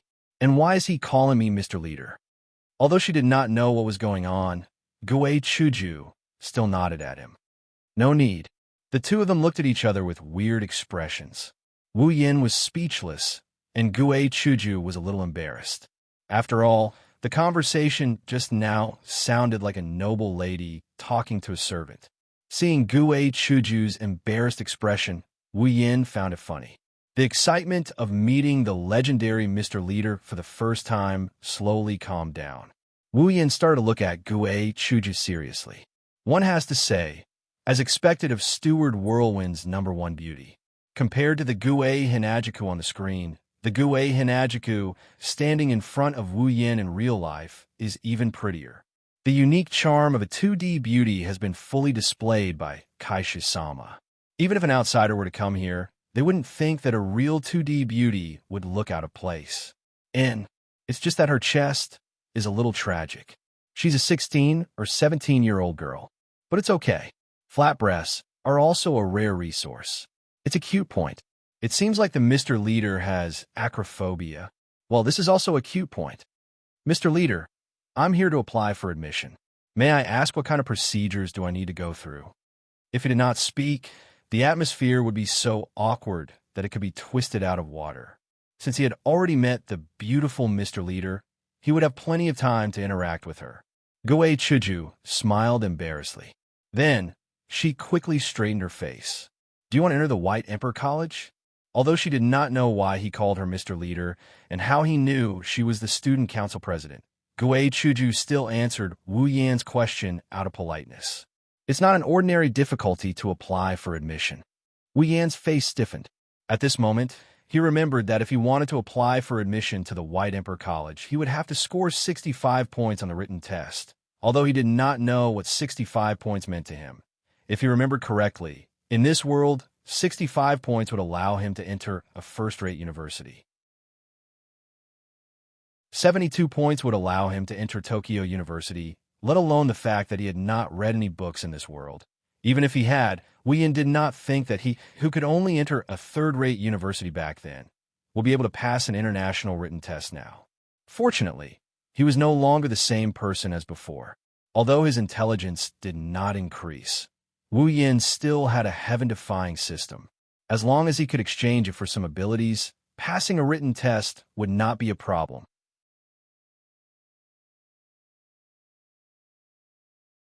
Chapter 13. When Wu Yin found what he was looking for, he let out a sigh of relief. No wonder the mission reward was only 1,000 points. This mission wasn't that difficult to begin with. Wu Yin smiled and said to Gue Chu, "Yes, I want to enter the school. Although the White Emperor College's entrance exam is difficult, I should be able to do it."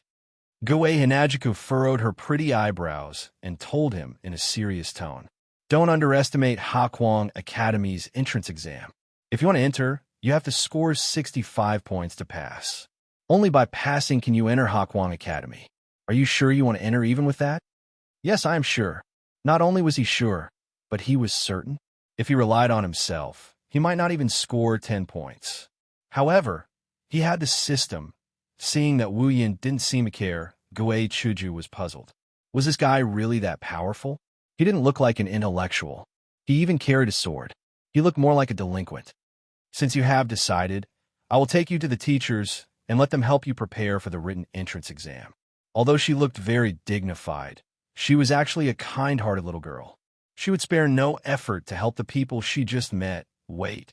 Wu Yin stopped Gue Chuju. "I think I will have to wait for a while before I can take the entrance exam." Gue Chuju looked at Wu Yin in puzzlement. Since he had something to do, why didn't he come back after he was done? "It's okay. If you have something to do, you can go do it. The entrance exam can be held at any time. Since there are very few people, there might not even be a single person applying for admission for an entire year. So, you have plenty of time. Well, it won't take long. About an hour or so will be enough.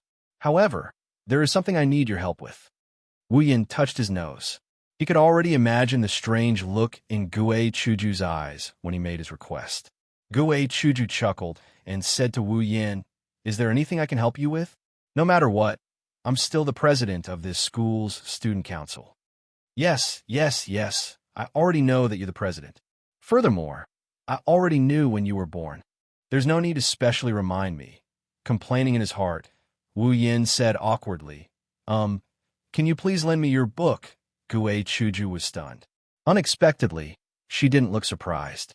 Instead, she looked at Wu Yin with a smile and said to him, "Actually, if you don't have confidence, you can go home and study for a few more days. You don't have to be so nervous." "All right, so it turns out that Sir President thinks that I have to make a last-minute effort. No need. Just lend it to me for an hour. Besides, even if I go back, I don't have any books to review." Wu Yin could only helplessly explain. "No books." Gue Chuju looked at Wu Yin in shock. It was as if she was looking at a prehistoric giant beast. Wu Yin already expected her to have such an expression, so he automatically ignored it. Seeing that Wu Yin didn't seem to be joking, Gue Chuju was shocked. "You don't have any books? That means you haven't read any books? If you haven't read any books, why are you taking the exam?" "Well, because of various reasons. So, are you looking down on the White Emperor College's entrance exam?" This time, Gue Chuju was dissatisfied. The White Emperor College was a famous, aristocratic school. The entrance exam was quite high. It could be seen from the high threshold of 65 points. And now, a person who hadn't read any books was arrogant enough to say that he only needed an hour to read books to pass the entrance exam. This wasn't child's play. He was looking down on the White Emperor College. As the president of the student council of the White Emperor College, it was already good that she was only slightly dissatisfied when she saw someone looking down on the White Emperor College. Seeing that Gue Chuju seemed to be really angry, Wu Yin felt a little scared. When Gue Chuju was angry, She wasn't someone that an ordinary person could resist. However, he had no choice. If he didn't do this, he wouldn't be able to start. He wouldn't even be able to think about entering the college. You misunderstood. I didn't mean to look down on the White Emperor College. Otherwise, I wouldn't have come to the college. I have enough confidence, so I said that. Wu Yin could only explain it this way. Enough confidence? In other words, you, who have never read books, only need to read for an hour to pass. Guei Chuju wanted to laugh, but it wasn't good. So, she curled her lips and squinted her eyes at Wu Yin. Is she looking down on me? She is definitely looking down on me. Yes. Although Wu Yin wanted to complain, he would be the one who would be hurt, so he could only nod helplessly. Oomph. Guei Chuju snorted and said to Wu Yin, "Are you kidding?" Wu Yin couldn't help but sigh in his heart. Well, I thought that entering the college was easy, but I was a fool. System, there is such a roadblock. Shouldn't you reward me with more points? After pondering for a while, Wu Yin rolled his eyes and said to Guei Chuju with a smile, "It seems that you don't believe that I can enter the college." Hearing Guei Chuju's answer without hesitation, Wu Yin's face twitched slightly. Yes. After coughing twice, Wu Yin raised his finger. Then, do you want to make a bet? Bet. Guei Chuju was stunned and looked at Wu Yin with doubt. What bet? Let's bet that I can pass the entrance exam in an hour. How about it? Guei Chuju frowned and looked at Wu Yin, who seemed to be really confident. She hesitated in her heart. Is he really a genius? Can he pass the exam by reading for an hour? Have you really never read before? Guei Chuju said with uncertainty. It's absolutely true. Wu Yin has never read a book before. Even during the high school and college entrance exams, he only read for a month or two. Since he doesn't read a lot of books, it's impossible for him to read a Japanese book. If he didn't have the system, he wouldn't even know what's written in the book. He doesn't know Japanese. He can understand a sentence or two. For example, yam mate, and so on. Looking at Guei Chuju, who was still thinking, Wu Yin couldn't help but mock Wu Yin. What? Are you afraid? Who is afraid? Fine, let's bet. Fine. Once Kaishu-sama's unyielding temper rises, even a bull can't pull her back. With regards to Guei Hinajiku's surname, how could Wu Yin, who is familiar with the 2D world, not grasp it? Tell me, what do you want to bet? Looking at Guei Chuju's determined look, Wu Yin laughed in his heart.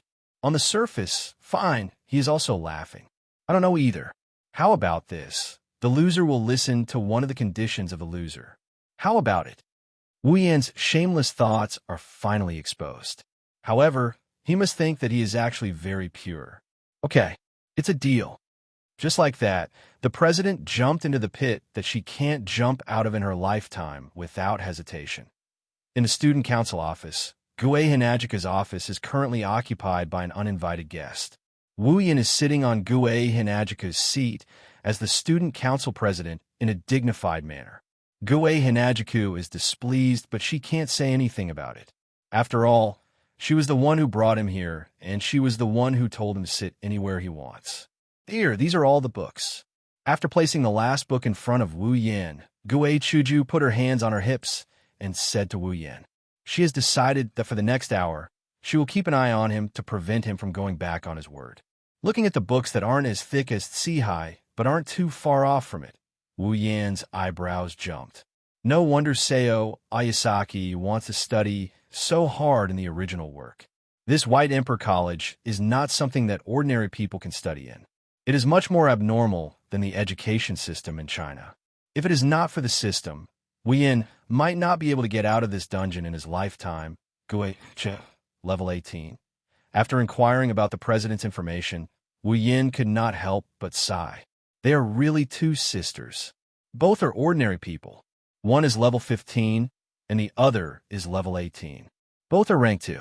If they were placed in the Spalier world, they would definitely be treated as rare beasts and fought over. Wu Yin can guess how strong Kaishu-sama is.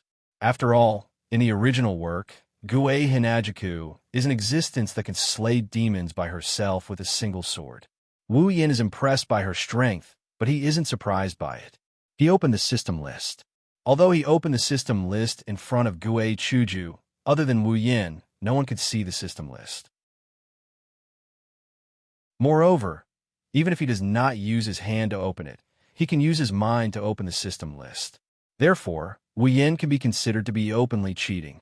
After opening the ability and skills and flipping through the system list, Wu Yan's eyes stopped on one of the abilities. Complete memory. The ability to remember everything you see in an instant. 10,000 ability points. After clicking on the exchange, Wu Yin felt that his head seemed to be a lot lighter. Many things that he had forgotten before were flipped through like photos. Then, Wu Yin remembered them deeply in his mind. The memory became very clear. Wu Yin recalled all the memories, and his expression was slightly strange. After recalling many of his childhood memories, Wu Yin realized that when he was young, there were really quite a lot of embarrassing things. Why aren't you looking? Are you going to admit defeat? Seeing Wu Yan's strange expression and not seeing him looking at the book, Guei Chuju could not help but ask. Well, I'll start now. After obtaining the complete memory ability, Wu Yin did not take this exam seriously. Casually flipping through a book, Wu Yin read 10 lines at a time. He remembered everything he saw in his mind. In the blink of an eye, he finished reading the book. Hey, you can't read like this, right? Can you really remember the contents of the book like this? In less than 5 minutes, Wu Yin finished reading such a thick book. If someone said that Wu Yin could remember the contents, Guei Chuju would not believe it even if she died. Unfortunately, young girl, you are not people of the same dimension. So, you are really shallow. You just wait and see. Wu Yin smiled and looked at Guei Chuju. Then, he lowered his head and looked at the book. Why didn't I realize before that studying was actually so easy? A certain someone relied on the ability that he exchanged for with ability points, but in his heart, he was thinking of shamelessly boasting. Hearing Wu Yan's words, Guei Chuju coldly snorted and turned her head away. In the student council office, there was suddenly only the sound of Wu Yin quickly flipping through the book. After a while, Guei Chuju suddenly said, "All right, I still don't know your name." His hand stopped moving. Wu Yan's heart was full of tears because he forgot to introduce himself. My name is Wu Yin. Wu Yin? What a strange name. Is this a surname or a first name? Katsura Hinajiku tapped her cheeks and said, that includes everything. My name is Wu Yin. If you want to talk about surnames, it's probably Wu. Awkwardly scratching his head, Wu Yin could only say whatever he wanted.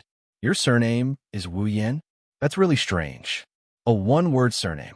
China's people are pretty much the same. One-word surname. Only some have 2 words. You are China's people? Guei Chuju looked at Wu Yin in surprise. She really did not expect to meet a foreigner. So, she curiously said, I am China's people.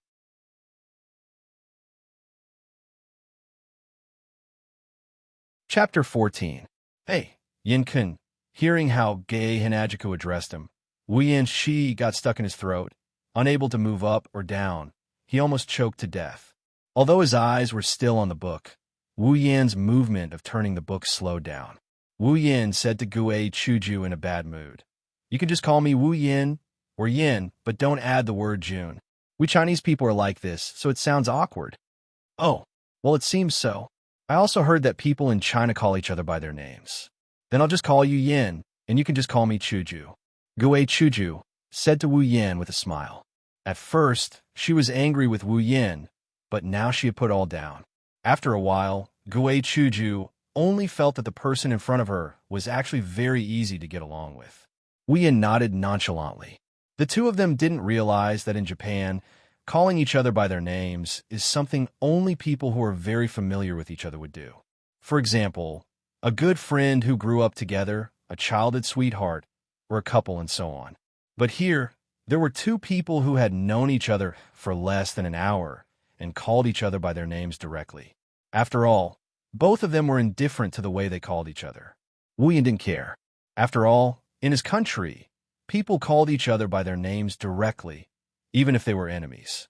Chuju was careless and didn't realize this. This could be seen from the original work when she called Seo Ayasaki, who they met for the first time, Saken. Time passed quietly between the 2 of them. It wasn't until an hour later that Wu Yin finally finished reading the last book in time. Recalling the content that he remembered, Wu Yin nodded with satisfaction. He closed the book in his hand and stretched. Chuju couldn't help but be stunned when she saw this. You finished reading? Yes, I'm done. And even if I didn't finish it, I don't plan to. An hour has already passed. Chuju was stunned again. She looked at the clock on the wall and saw that an hour had passed. Chuju smiled embarrassedly. She had completely forgotten the time, but in the blink of an eye, she was puzzled again. You really finished reading all the books? All of them. Although she forgot the time, Chuju didn't forget the conversation with Wu Yin. She clearly used this hour to chat, and Wu Yin also chatted with her while reading. She didn't realize it at first, but now, Chuju only felt that it was incredible. Would you believe that a person could memorize the contents of more than 10 books that were 2 to 3 centimeters thick while chatting with others, while reading at the same time? Wu Yin didn't know about other people, but Wu Yin knew that Chuju wouldn't believe him. I memorized all of them. Wu Yin looked at Chuju with a funny face. Although he was indeed chatting while reading at the same time, if it was before, forget it, let's not talk about the past. Now that he has the complete memory ability, Wu Yin can completely remember the contents of the book with just a glance, so Wu Yin has no pressure. Don't lie, if you can't pass the exam later, you will lose to me, although I didn't think of asking you to do anything.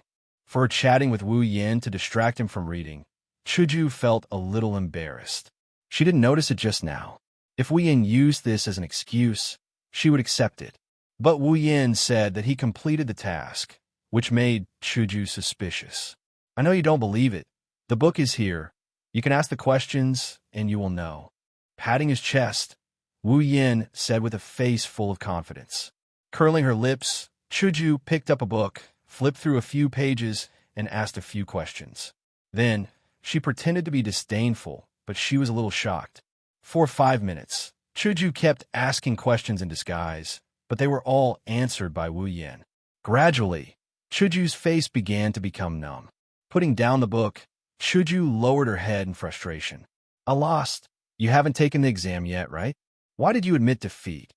Wu Yin said with a little bit of schadenfreude.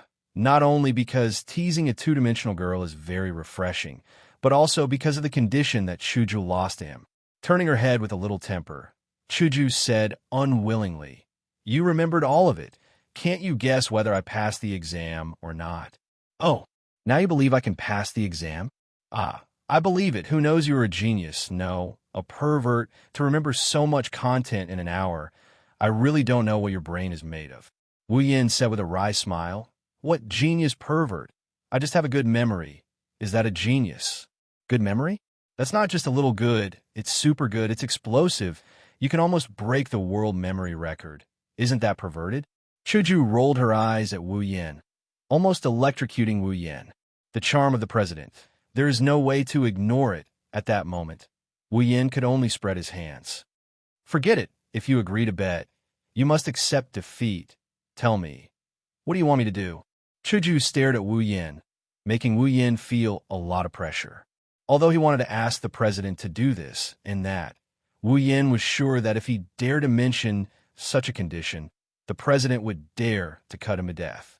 Therefore, Wu Yin could only bitterly smile and say, Well, I don't know. I haven't thought about it. I will tell you when I think about it. Chuju silently tilted her head, waved her hand, and said, Then, I owe you a condition. When you think about it, come to me. Yes, yes, yes. Shrugging his shoulders, Wu Yin agreed. Then, I will take you to the teacher, let you take the entrance exam. With your strength, there should be no problem. Wu Yin nodded his head in anticipation. Even though he's already tired of school life, he's not going to do it this time.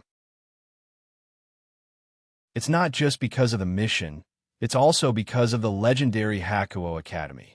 In the anime and manga world, the life one can enjoy in this aristocratic academy must be extraordinary. Wu Yin began to burn.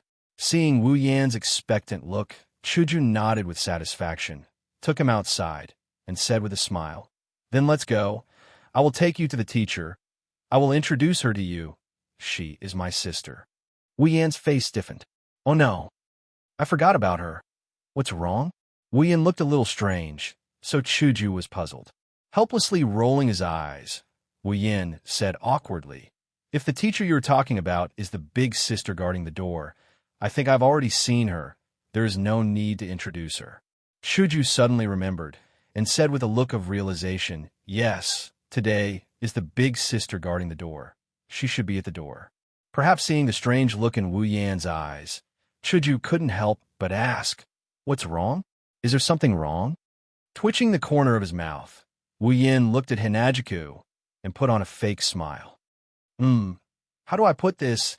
It's because your sister's personality is a bit weird, right? When I came here, she started picking on me without saying a word. She didn't even listen to my explanation and even chased me around, so Shuju had a bad feeling at this time. "What's wrong?" Sighing, Wu Yin said, "I tied her up and threw her there." Shuju looked up and touched her forehead. She looked like she couldn't bear it. "Ah, big sister is still the same." After a few dry laughs, Wu Yin could only smile without saying anything. Zizi, in front of the White Emperor College's gate, Wu Yin and Shuju stood in a corner, looking at the ground, the corners of their mouths twitching. Wu Yan's face was calm, but Shuju's forehead showed a few Jing words, and her veins were bulging. It was obvious that she was on the verge of exploding. On the ground, Shuju's big sister, Gue Shiwalu, was lying there in a tied-up position, with a map stuffed in her mouth, just like when Wu Yin left. However, at this time, her eyes were tightly closed, and a bubble on her nose was rising and falling with her breathing. Although her eyes were closed and her mouth was stuffed, from the expression on her face, it was clear that she was smiling. This girl fell asleep and was having a beautiful dream. The Jing words on Shuju's forehead became more and more, and her veins were squirming. She took a deep breath and clenched her fists tightly. Seeing this, Wu Yin quickly stepped back and stood at the edge and covered his ears to avoid being implicated. "Oh, pinch sauce!" Bang! A loud roar rang out, followed by a loud explosion and a suppressed scream. The continuous sounds rang out at the entrance of the White Emperor Academy, scaring away countless people who had planned to come and watch. Wu Yin looked at the horrible scene in front of him and crossed himself in his heart. "May the Lord bless you, crazy big sister. Why did you cross yourself in your heart and not with your hands?" "Nonsense. You even have to use your hands to cover your ears." After a period of chaos, everything finally calmed down. "Big sister, when can you be a little more serious and change your personality?" Hinajiku said to Gue Shiwalu, who had a head full of bumps, with a look of exasperation on her face. "But someone tied me up. I tried my best to ask for help, but no one came to save me. I was too bored, so I could only sleep." Gue Shiwalu said with an aggrieved face. If she ignored the bumps on her head, perhaps someone would pity her. Shuju couldn't help but get angry when she heard this. She suppressed the urge to beat her up again and said in a low voice, "Who told you to expel people without asking for their reason? How can you be a security guard? But if someone broke in, my salary would be deducted." Gue Shiwalu weakly protested to Shuju. Shuju couldn't get angry anymore. It wasn't that she was persuaded by Gue Shiwalu, but that she didn't have the strength to be angry anymore. Letting out a sigh, Hinajiko helplessly said, "Sister, he's only here to apply for admission. He wants to study at our school. What's more, our Baiwang Academy is heavily guarded. How could it be invaded? Other than some people who came for the students, who else could break into our school?" "Who knows?" Gue Shiwalu refuted. "What if he used the excuse of applying to get into our school? What should I do? At that time, my salary will still be deducted. But you can't just beat him up without saying anything." Shuju yelled at Gue Shiwalu angrily. "I don't care. As long as there's someone who can stop me from getting my salary, I will get rid of him." Hinajiku was fuming with rage. Finally, she couldn't take it anymore and roared, "Enough is enough." Gue Shiwalu's body trembled, and his eyes began to spin. Shuju took a deep breath and said angrily, "Now, he's here to apply for admission. You should prepare for the entrance exam immediately." Gue Shiwalu nodded blankly. Her body was still shaking, which made Wu Yin wonder if she had heard Shuju's words. Shuju calmed her anger and turned around. She walked toward Wu Yin with her sister. Gue Shiulu could only follow Chuju with an aggrieved expression. Looking at the scene in front of him, Wu Yin couldn't help but sigh in his heart. It's been hard on you, Chuju. It's normal for you to feel pressured with such a sister.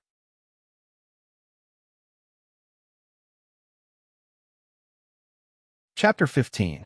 The White Emperor College was indeed worthy of being a famous aristocratic college in this world. Even if it wasn't for its ridiculously large area and the buildings that looked more like villas than school buildings, it wasn't an ordinary high-class college. Not to mention other things, just the extremely high entrance threshold was enough to deter the majority of students who came because of its reputation. This point could be seen from the White Emperor Academy's entrance exam.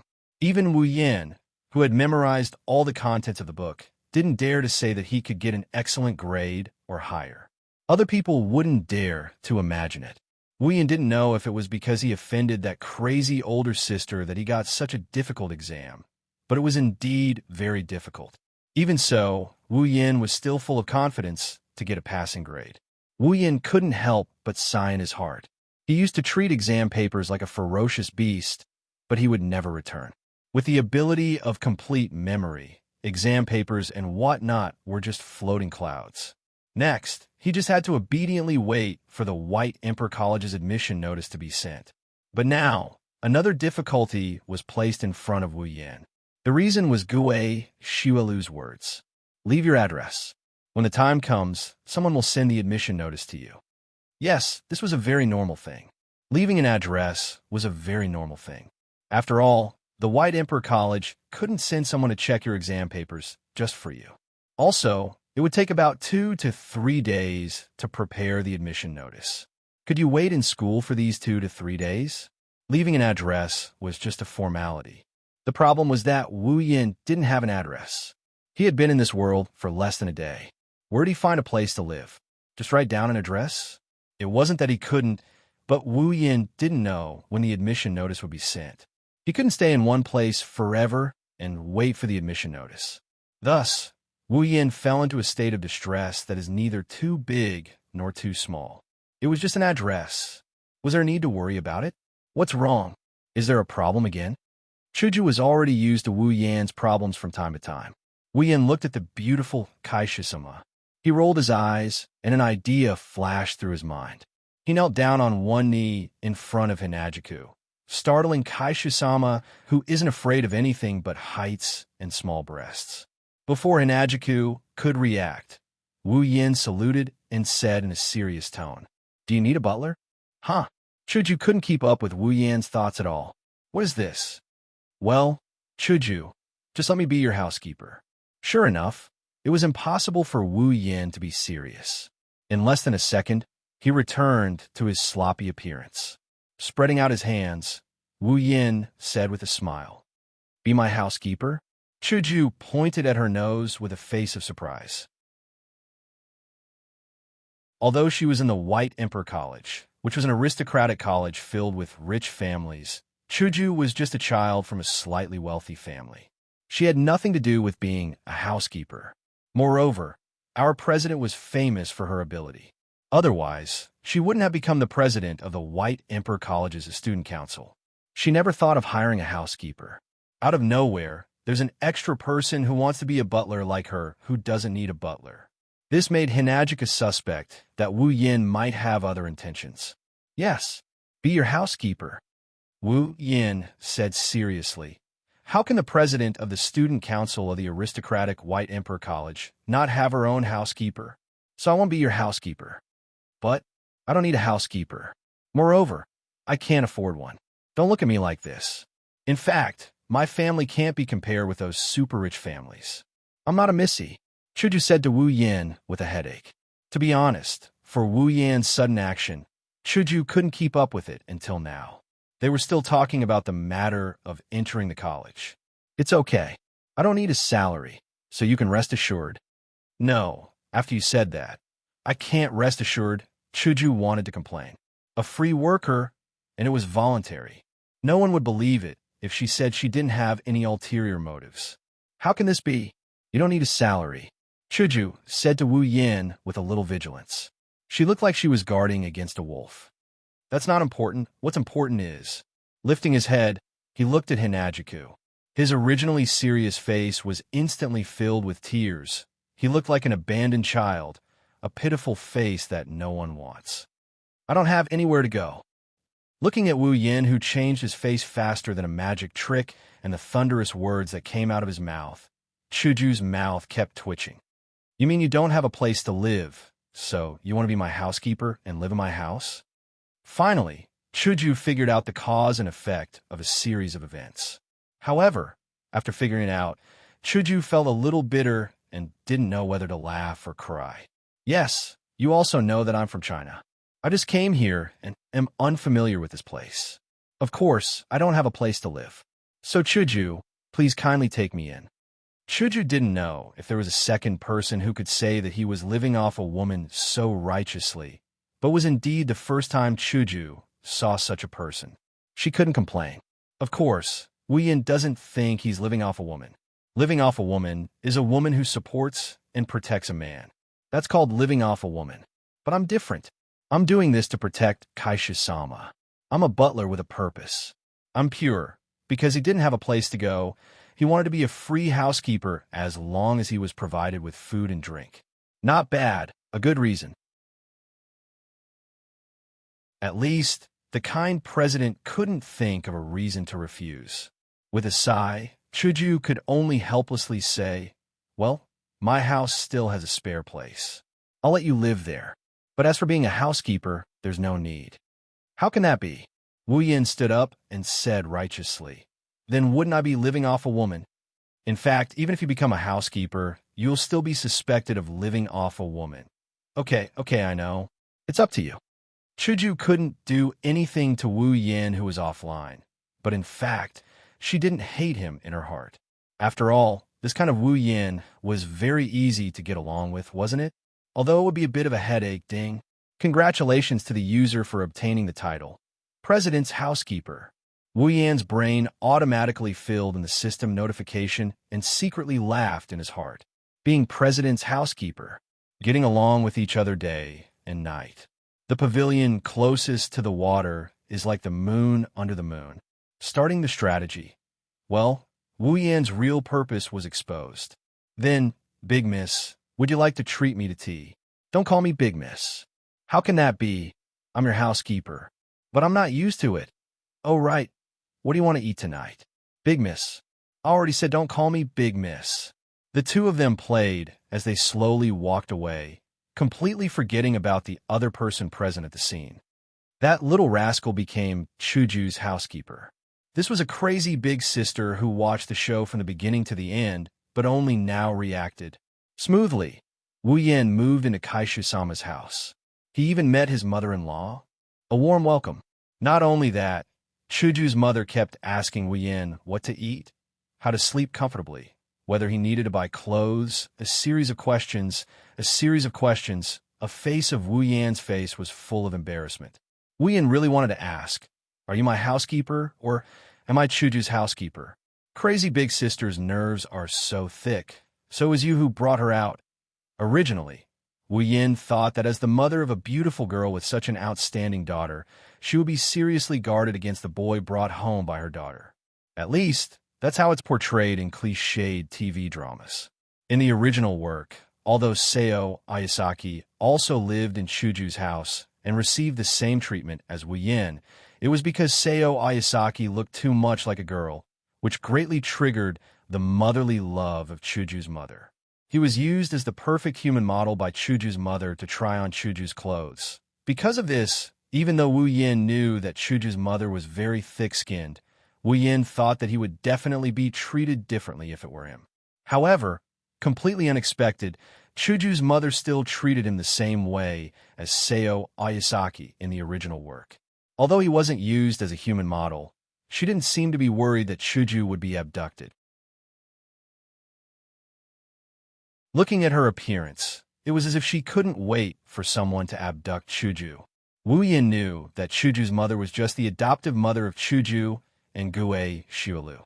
Chuju's real biological parents abandoned Chuju and her sister because of an 80 million debt when Chuju was young. However, this didn't mean that Chuju's adoptive parents would reject her. On the contrary, from the dialogue between Chuju and Chuju's mother, Wu Yin could see that their relationship was actually very good. However, after thinking about it, Wu Yin understood. In fact, Chuju's mother loved Chuju very much. Although she was only an adoptive mother, she treated Chuju as her biological daughter.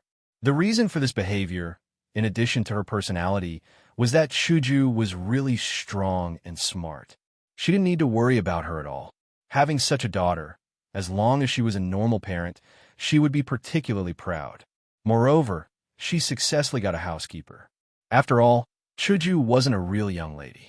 To be able to be treated like a young lady, in the eyes of Chuju's mother, it should be a surprise.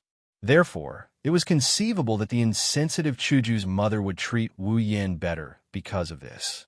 Well, although in the beginning, when Wu Yin said that he was Chuju's housekeeper shyly, Chuju's mother's face was strange, Wu Yin was a little suspicious.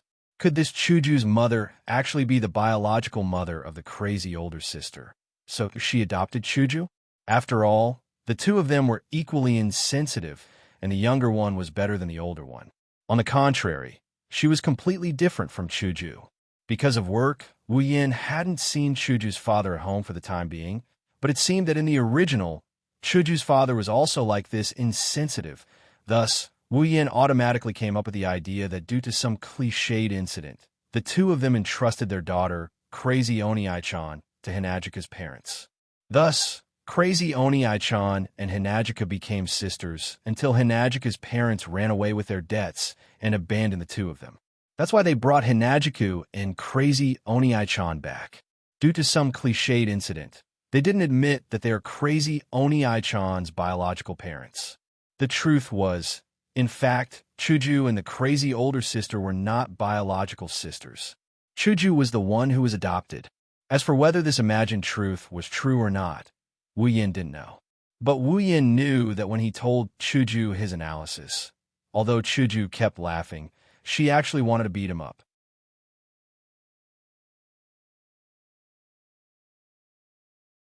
Chapter 16. Living with Kaishu-sama every day, Wu Yan's life is very fulfilling. Even though it's just helping Kaishu-sama with her cooking and serving her tea, he's very happy to have such a beautiful 2D girl walking around in front of him every day. Our Kaishu-sama's initial plan is to give Wu Yin the title of housekeeper. After all, she doesn't need a housekeeper, and she didn't want one either. If it wasn't for Wu Yan's request, she might have removed him from the title of housekeeper. Kaishu-sama just wants to help the homeless Wu Yin. However, in the past 2 or 3 days, under Wu Yan's service, Chuju gradually couldn't leave Wu Yin. The reason was that in the past 2 or 3 days, Wu Yin had conquered Chuju. Of course, he only conquered her stomach. With the cooking expert ability, Wu Yan's culinary skills were at the level of a world-class master. Whether it was making tea, cooking, or making pastries, Wu Yin was proficient in everything. In just 2 or 3 days, he conquered Chuju's stomach. She didn't care about plain tea and plain food. In order to conquer a person's heart, he had to conquer their stomach first. Wu Yin changed his style of cooking and desserts for Chuju every day. Not only did he successfully conquer the president's stomach, but he also made Chuju's mother a little fatter. Now that he had conquered her stomach, how far could he go? Wu Yin fantasized about it every day. In this way, 3 days passed in the midst of Wu Yin and Chuju's sometimes warm and sometimes playful interactions. On this day, Chuju sent Wu Yin a piece of good news. Chuju smiled and handed a document to Wu Yin. She said, "Congratulations, Yin. From tomorrow onwards, you will be a student of the White Emperor College. It's finally here. Ding! Mission 1 completed. Obtained 1,000 equipment points, item points, ability points, and summoning points. Ding! The second mission has begun. Dungeon World, Whirlwind Butler. Instance Dungeon Quest. Clear. Mission 1. Enter the White Emperor College and become a senior student of the White Emperor College. Completed. Quest reward. 1,000 equipment points, item points, ability points, summoning points. Mission 2. Kill the ghost leader in the old school building of the White Emperor College. Quest reward. 10,000 equipment points, item points, ability points, summoning points. Third mission, not activated. When he received the document, Wu Yin heard a series of sounds in his mind. Wu Yin tried hard to pretend to be surprised, but his consciousness was immersed in the contents. Ghost Leader? What the hell was that? Was there such a thing in the old building of the White Emperor College? Why wasn't it mentioned in the original work? There were so many people in the White Emperor College. Could it be that no one noticed that there was a ghost in the old building? Suddenly, Wu Yin remembered that there was a scene related to this in the original work. One night, Seo Ayasaki went into the old building to help the 3,000 nunnery retrieve something from the school. Then, he was chased by a ghost with Chuju. However, this so-called ghost was actually a fake ghost controlled by Utsunomiya Izumi, the genius exorcist of the House of Heron. He wanted to scare away Seo Ayasaki and Chuju. Although he was seen through by Seo Ayasaki in the end, Seo Ayasaki didn't expose Utsunomiya Izumi. Instead, he ran away with Chuju. The reason why Utsunomiya Izumi wanted to scare away Seo Ayasaki and Chuju was to prevent the upcoming exorcism ceremony from hurting Seo Ayasaki and Chuju. Could it be that the spirit that Utsunomiya Izumi exorcised in the old school building in the original work was this so-called ghost leader? Sigh. Why wasn't it a pickup mission? The other protagonists were clearly like this. What's wrong? Yin, aren't you happy? No one knew what Wu Yin was thinking, but in Chuju's eyes, Wu Yin was smiling happily after receiving the document. Then he was in a daze. Was it because he was too happy? Was that why he was moody? Wu Yin came back to his senses and quickly smiled. No, I'm very happy. I'm just thinking about something. What are you thinking so deeply about? Hinajiku asked curiously. Wu Yin pretended to think for a while, then smiled and said, I'm thinking, in order to prevent you from getting fat, should I reduce your portion of food? No, Chuju shouted reflexively. Then, she saw Wu Yin looking at her with a smile. She blushed and said to Wu Yin angrily, I'm the type that won't get fat, so you don't have to worry about me. Also, didn't I tell you before? You're not allowed to call me miss. Seriously, you said you were going to call me Chuju during the student union meeting. Wu Yin opened the document in his hand and took out a card. It was the student ID of the White Emperor College. Wu Yin weighed the ID in his hand and said with a smile, Okay, then I'll call you. Miss Chuju, it's done. Looking at Hinajiku, who was about to break into a satisfied smile after hearing his words, Wu Yin snickered and shouted before taking to his heels. Chuju was stunned and then became angry. She raised the bag in her hand and chased after Wu Yin. Stop right there. Chuju's mother sat on the sofa in the living room and watched the TV. She listened to the noise that came from the TV 2 or 3 times a day. She sighed and said with emotion, It's good to be young. The next day, Wu Yin and Chuju came to the White Emperor College together. They used some unknown means and successfully got into the same class as Chuju. This is our new student union member, Wu Yin. At this time, there was a boy and 6 girls standing in the student union office of the White Emperor College. In the eyes of the bystanders, the boy surrounded by girls was undoubtedly a winner in life who should be executed. However, what they didn't know was that if he could, he would jump off the balcony behind him as long as he could get out of here. Chuju stood to the side and smiled as she introduced Wu Yin to the 5 girls standing in front of Wu Yin. Wu Yin had a smile on his face, but his heart had turned gray. After Chuju introduced Wu Yin, one of the 5 girls standing in front of Wu Yin smiled and said to Wu Yin, I'm the vice president of the student union, Xia. Nice to meet you. Her gray hair was tied into a ponytail, and she wore a pair of glasses. The beautiful girl looked at Wu Yin seriously. Then, just as Wu Yin was about to feel his scalp go numb, she nodded at him and said, Spring Breeze Cherry. Wow, a new face. To be able to be introduced into the student union by Little Chick, you must be a very powerful person. This was a girl with violet hair and 2 small ponytails. At first glance, one could tell that she was a very lively and cheerful girl. She looked at Wu Yin with a happy face and said curiously, That look in her eyes was as if she had seen something interesting. I'm Sagawa Izumi. Please advise me. Hanaleing Miki. This was a girl with long blue hair and dead fish eyes. Asafumi Risa. This was a girl with short brown, shoulder-length hair who was giving Wu Yin a thumbs up. Looking at these girls who were enough to make people complain, Wu Yan's heart was full of tears. Just after class, Wu Yin was forcefully pulled into the student union by Chuju and made a slave contract to become a glorious member of the student union. Originally, Wu Yin nodded with the intention of getting along with Kaisha-sama and improving their relationship. However, he soon regretted his decision, because right after that, Chuju found these 5 gods and said that she wanted to introduce them to each other so that they could get to know each other. But if he had a choice, Wu Yin really wanted to give himself 2 slaps. He would rather not come. These were 5 problem girls. Although Xia's age looked very gentle and gentle, anyone who had seen Butler Whirlwind would know that she was a black-belly girl. The notebook in her hand actually had a very awesome name. It was called Weakness Notebook. It was used to record the weaknesses of others. If one interacted with her, one would never know when she would find a weakness that could be used against them. When that time came, they would not even know how they died. Besides Xia's age, the girl with spectacles, spring breeze cherry blossoms, who had a calm expression as if nothing could make her change her expression, was actually a girl with severe autism. Why was there a quotation mark on the word autism? That was because, although she looked calm, she had the perfect soul of a maid. Usually, in order to not let others know her true personality, she suppressed herself enough. Who knew if one would be affected by her personality disorder when interacting with her? If it's just the 2 of them, then it's fine. As long as he's careful when he's with Xia's age and a bit more magnanimous when he's with Spring Breeze Sakura than with Wu Yan's brain that's familiar with 2D girls, he should be able to cope.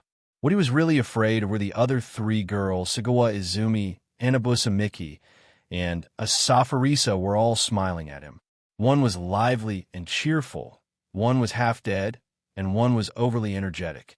They were the real problem girls, known as the White Emperor College's idiot trio. When they were alone, there was no problem. However, when the 3 of them gathered together, there would always be incidents. In other words, they would cause trouble. In the original work, there's also a duo called Misfortune favored by Inazaki-sa, who took the blame for them. That's why the 3 of them are living a good life. Wu Yan doesn't want to be the one who takes the blame for them. That's why he's the one who took the blame for them. In addition, although the president was perfect, she would get angry from time to time. In this student union, perhaps only a strong life form like Seo Ayasaki could survive. If the heavens give me another chance, I will definitely. Yin, why are you in a daze? Hurry up and say hello. A beautiful hand patted Wu Yan's shoulder, saving Wu Yan from the tragedy he imagined. Looking at Chuju, who was looking at him with dissatisfaction, Wu Yan wanted to cry, but had no tears. With a fake smile, Wu Yan said, "Hello, my name is Wu Yan. I am from China. I just came to the White Emperor College today. I am Chuju's housekeeper. Please take care of me in the future." Chuju's housekeeper? The 5 girls looked at Wu Yan and Chuju in shock. Their faces were full of disbelief. In their hearts, Chuju was almost perfect.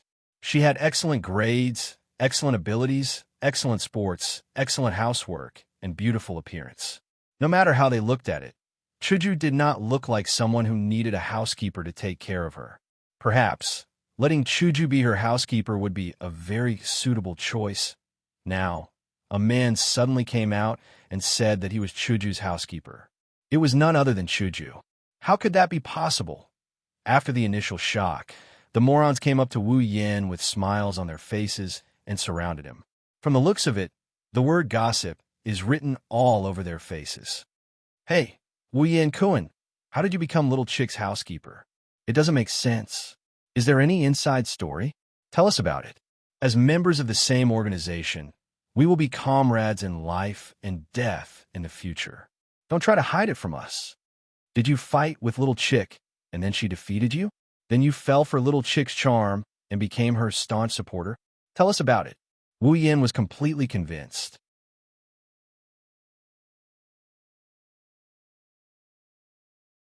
Chapter 17. Wu Yin was under a lot of pressure.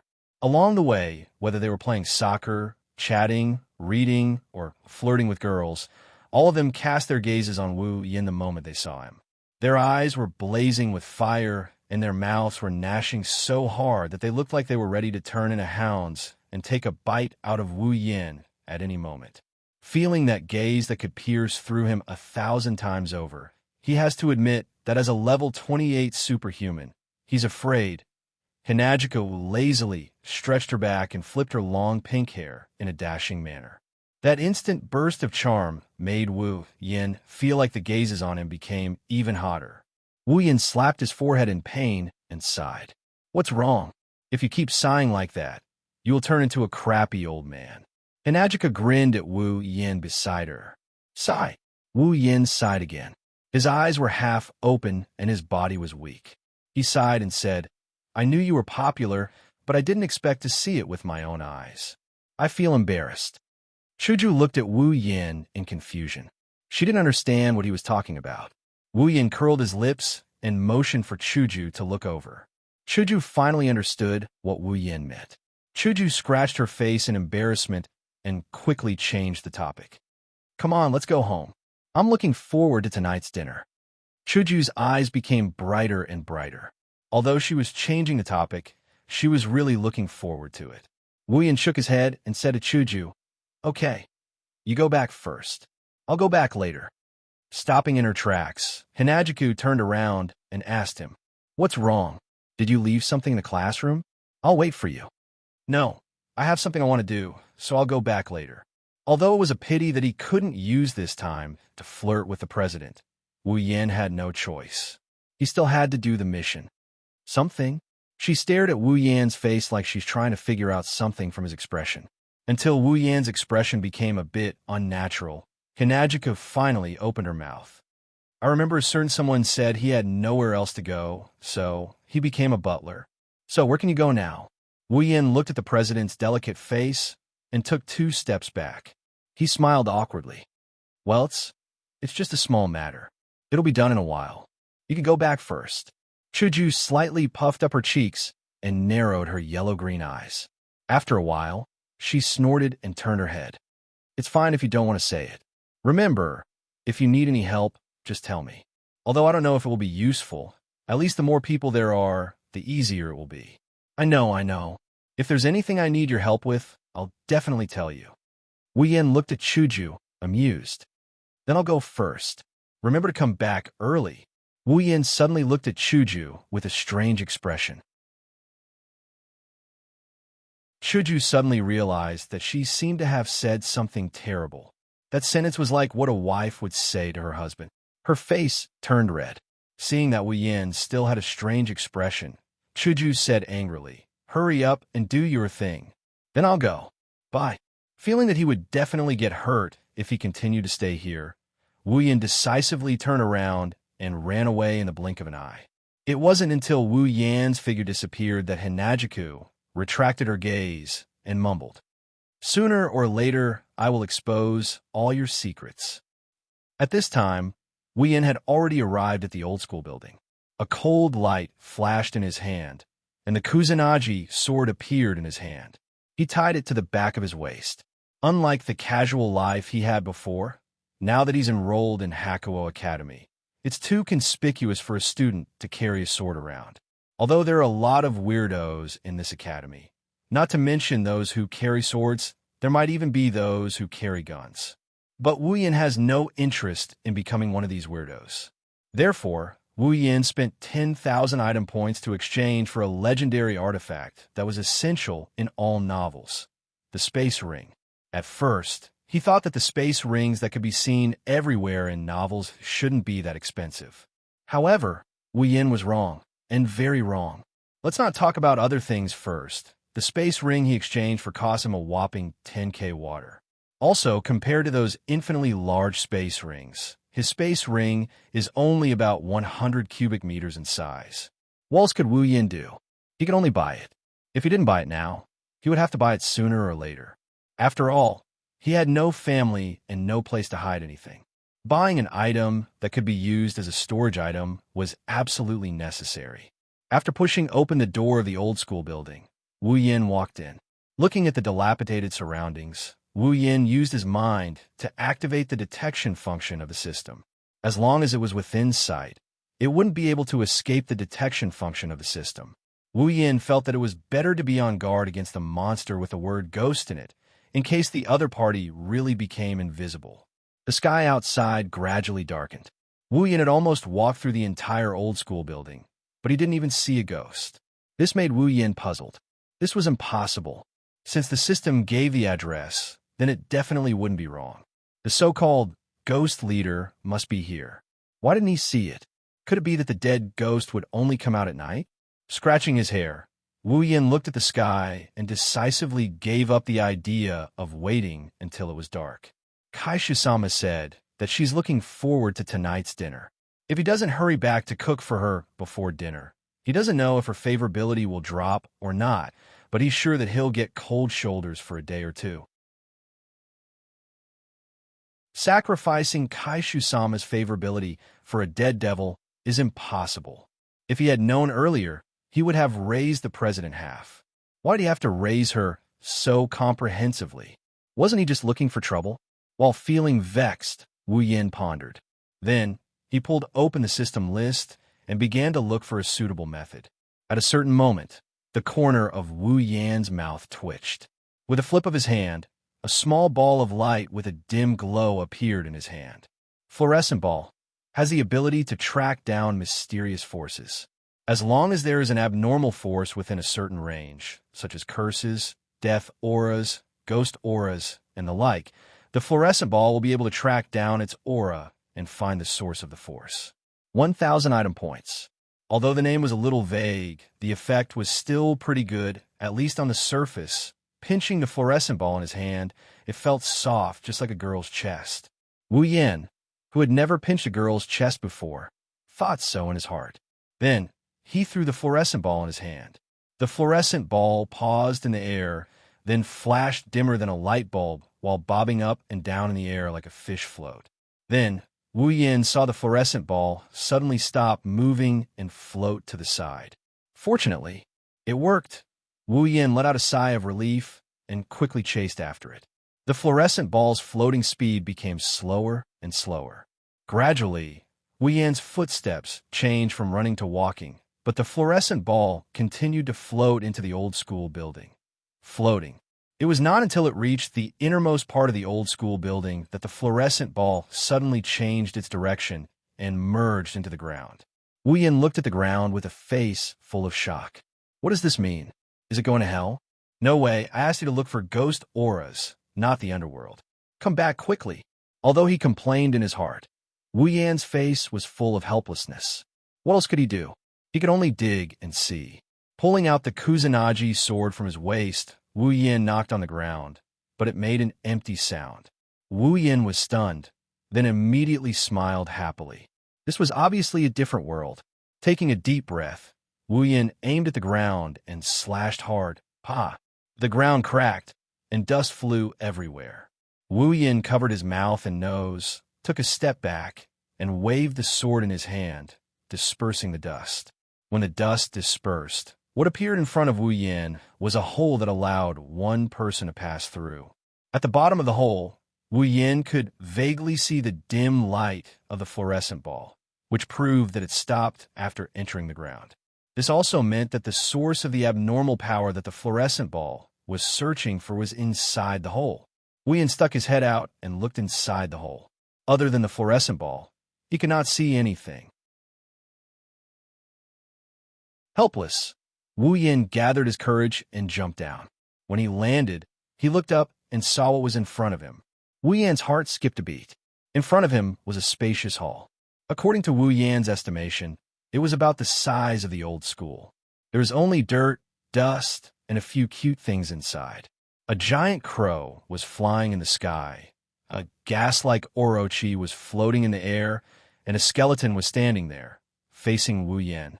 Even Wu Yin couldn't help but jump in fright when he saw this. After all, 3 months ago, he was just a normal human being. It's normal for humans to be afraid of ghosts. Patting his chest, Wu Yin tightened his grip on the sword in his hand and looked at the giant crow in the air. Carnivorous crow. Level 10, level 10? It seems that this crow is just a small fry. That ghost leader should be more than level 10, right? Pursing his lips, Wu Yin looked at the gas-like Orochi floating in the middle. Wandering spirit. Level 10 soul? Not a snake? But then again, snakes do not float, and they are not gaseous. From the looks of it, it does look like a spirit, but it is not a ghost leader. Could it be that in the original work, Itsunomiya Izumi was here to deal with these things? Is there really such a thing as a ghost? Sighing, Wu Yin looked at the skeleton again, and he had an awkward look on his face. Pink skeleton, level 10. You are just a skeleton, and you want to be pink like a girl? Pink. How is it pink? Wu Yan's face was full of spirit. He almost let go of the Kusanagi no Tsurugi sword in his hand. He wanted to ask, where did this name come from? Was it that ghost leader? The hobbies of ghosts were indeed different from those of humans. Perhaps to them, this hard bone might really be soft and tender. Should I go and ask them where their ghost leader is? Wu Yin hesitated, but even if Wu Yin wanted to leave, they would not let him. The carnivorous crow in the sky suddenly let out a shrill cry. Then, Wu Yin saw the wandering spirit and the skeleton tremble at the same time and pounce on Wu Yin. Fine, even if you want to eat a human, please think twice. You're only level 10. Do you think a ghost can eat a human? When the wandering spirit was in front of him, Wu Yin twisted his Kusanagi no Tsurugi sword and chopped off its head. Then he grabbed the skeleton's head, pulled it, and slashed it. The skeleton eloped with the wandering spirit. Looking up at the carnivorous crow, Wu Yin laughed and joked, "What? Don't you know how to cry? Call more if you have the guts." But Wu Yin soon stopped laughing. A large group of skeletons emerged from the ground and stood up shakily. They lined up neatly and faced Wu Yin. A large number of wandering spirits also emerged from the walls on both sides. They opened their mouths and roared silently at Wu Yin. This is really screaming.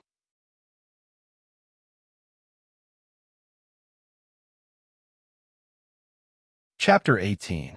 Looking at the skeletons and gaseous orochi that filled the entire underground hall, Wu Yin was completely speechless. It was hard to imagine how the students of the White Emperor College could live so comfortably when there were so many level 10 monsters in the White Emperor College. Logically speaking, these little cuties were enough to turn the entire White Emperor College into a mass grave. Although there were many strong people in White King Academy, such as Hinajiku, who was level 18, and her crazy sister, who was level 15, and those housekeepers with special skills, no matter how bad they were, they should be at least level 10.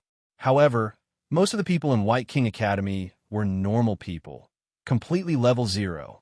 Facing an army of level 10 monsters, they wouldn't even know how they died. In such a situation, why didn't these little cuties rush out and cause trouble? Was it because the so-called spirit leader had other plans? Or was there some special reason that prevented them from going out? In the air, the general raven that was flying in the air screeched again.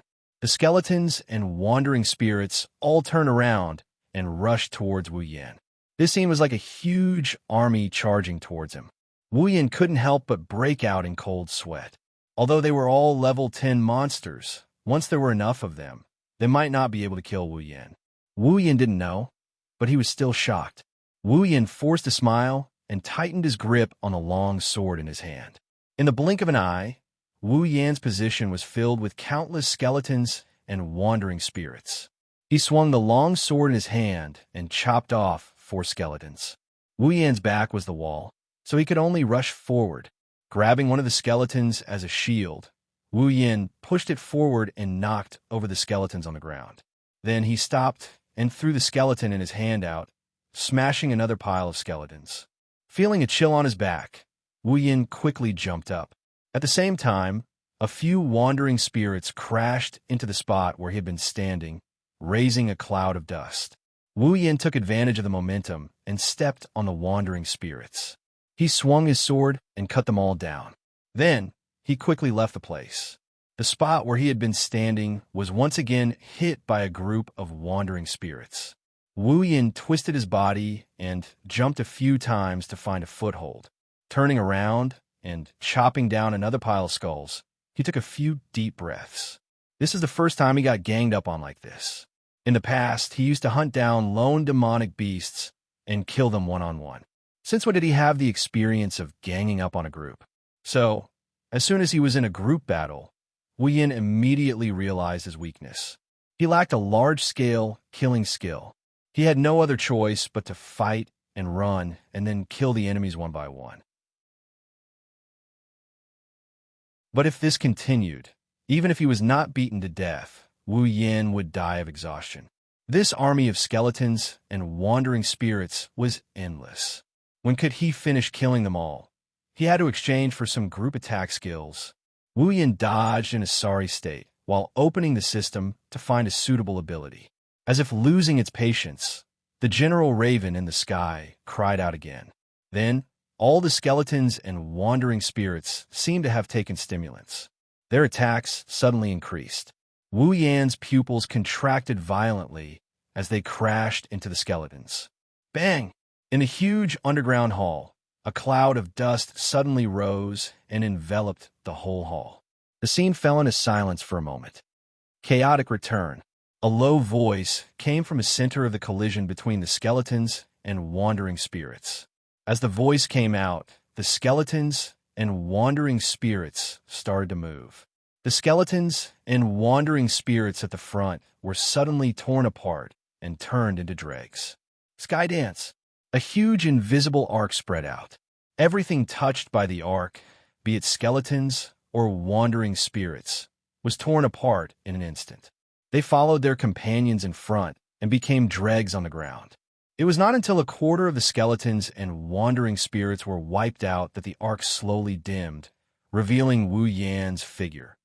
Although he was in a sorry state, he did not suffer any damage. Wu Yan exchanged for the skill he wanted in time and save himself from danger. Chaotic return to Skydance. Sword/skill. Uses an indescribable trajectory to drive the sword body to form a circular slash condensed by the atmosphere. Can be used for close combat, or can be separated from the sword body to form a chi sword slash. Skill points, 5,000. Although it was exchanged in a hurry, the effect was needless to say. It was very powerful. Wu Yan hatefully glared at the skeletons and drifting ghouls. It was only for a split second, but Wu Yan did feel the sensation of death. It's not like he didn't run into danger when he slew demonic beasts, but it's one thing to encounter danger and another to experience it for himself. This group of damn skeletons and garbage, Orochi. Do you really think I'm dormant if I don't go crazy? His other hand was also placed on the hilt of his sword. Wu Yan raised the Kusanagi sword and drew a sword mark. Then, the atmosphere that was invisible to the naked eye began to roll up the sword body and condense into a circle of light. Wu Yan slashed at the place with the most number of skeletons. Chaotic returned to Skydance. The circle of light glowed intensely and then left the sword, forming a sword arc. The sword arc swept out, and all the ghosts that came into contact with it were instantly turned into dust and mixed with the dust in the air. After eliminating a large number of skeletons and wandering spirits, Wu Yan laughed twice.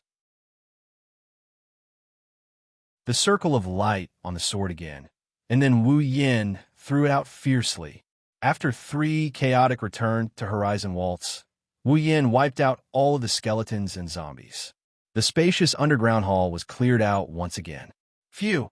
Exhaling a mouthful of turbid air, Wu Yan coldly looked in front of him. There, the cawing General Raven was still flying in the air. With a tap of his foot, Wu Yan quickly jumped into the air.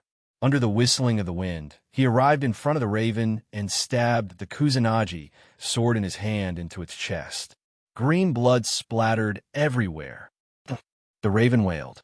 As Wu Yan pulled out the sword, it fell to the ground, flopped twice, and stopped moving.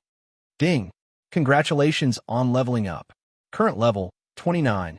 As soon as his body became lighter, Wu Yan felt that his tired body and spirit had recovered to their peak condition. It was as if he had soaked in a hot spring with instant healing effects. It was so good that it was off the charts.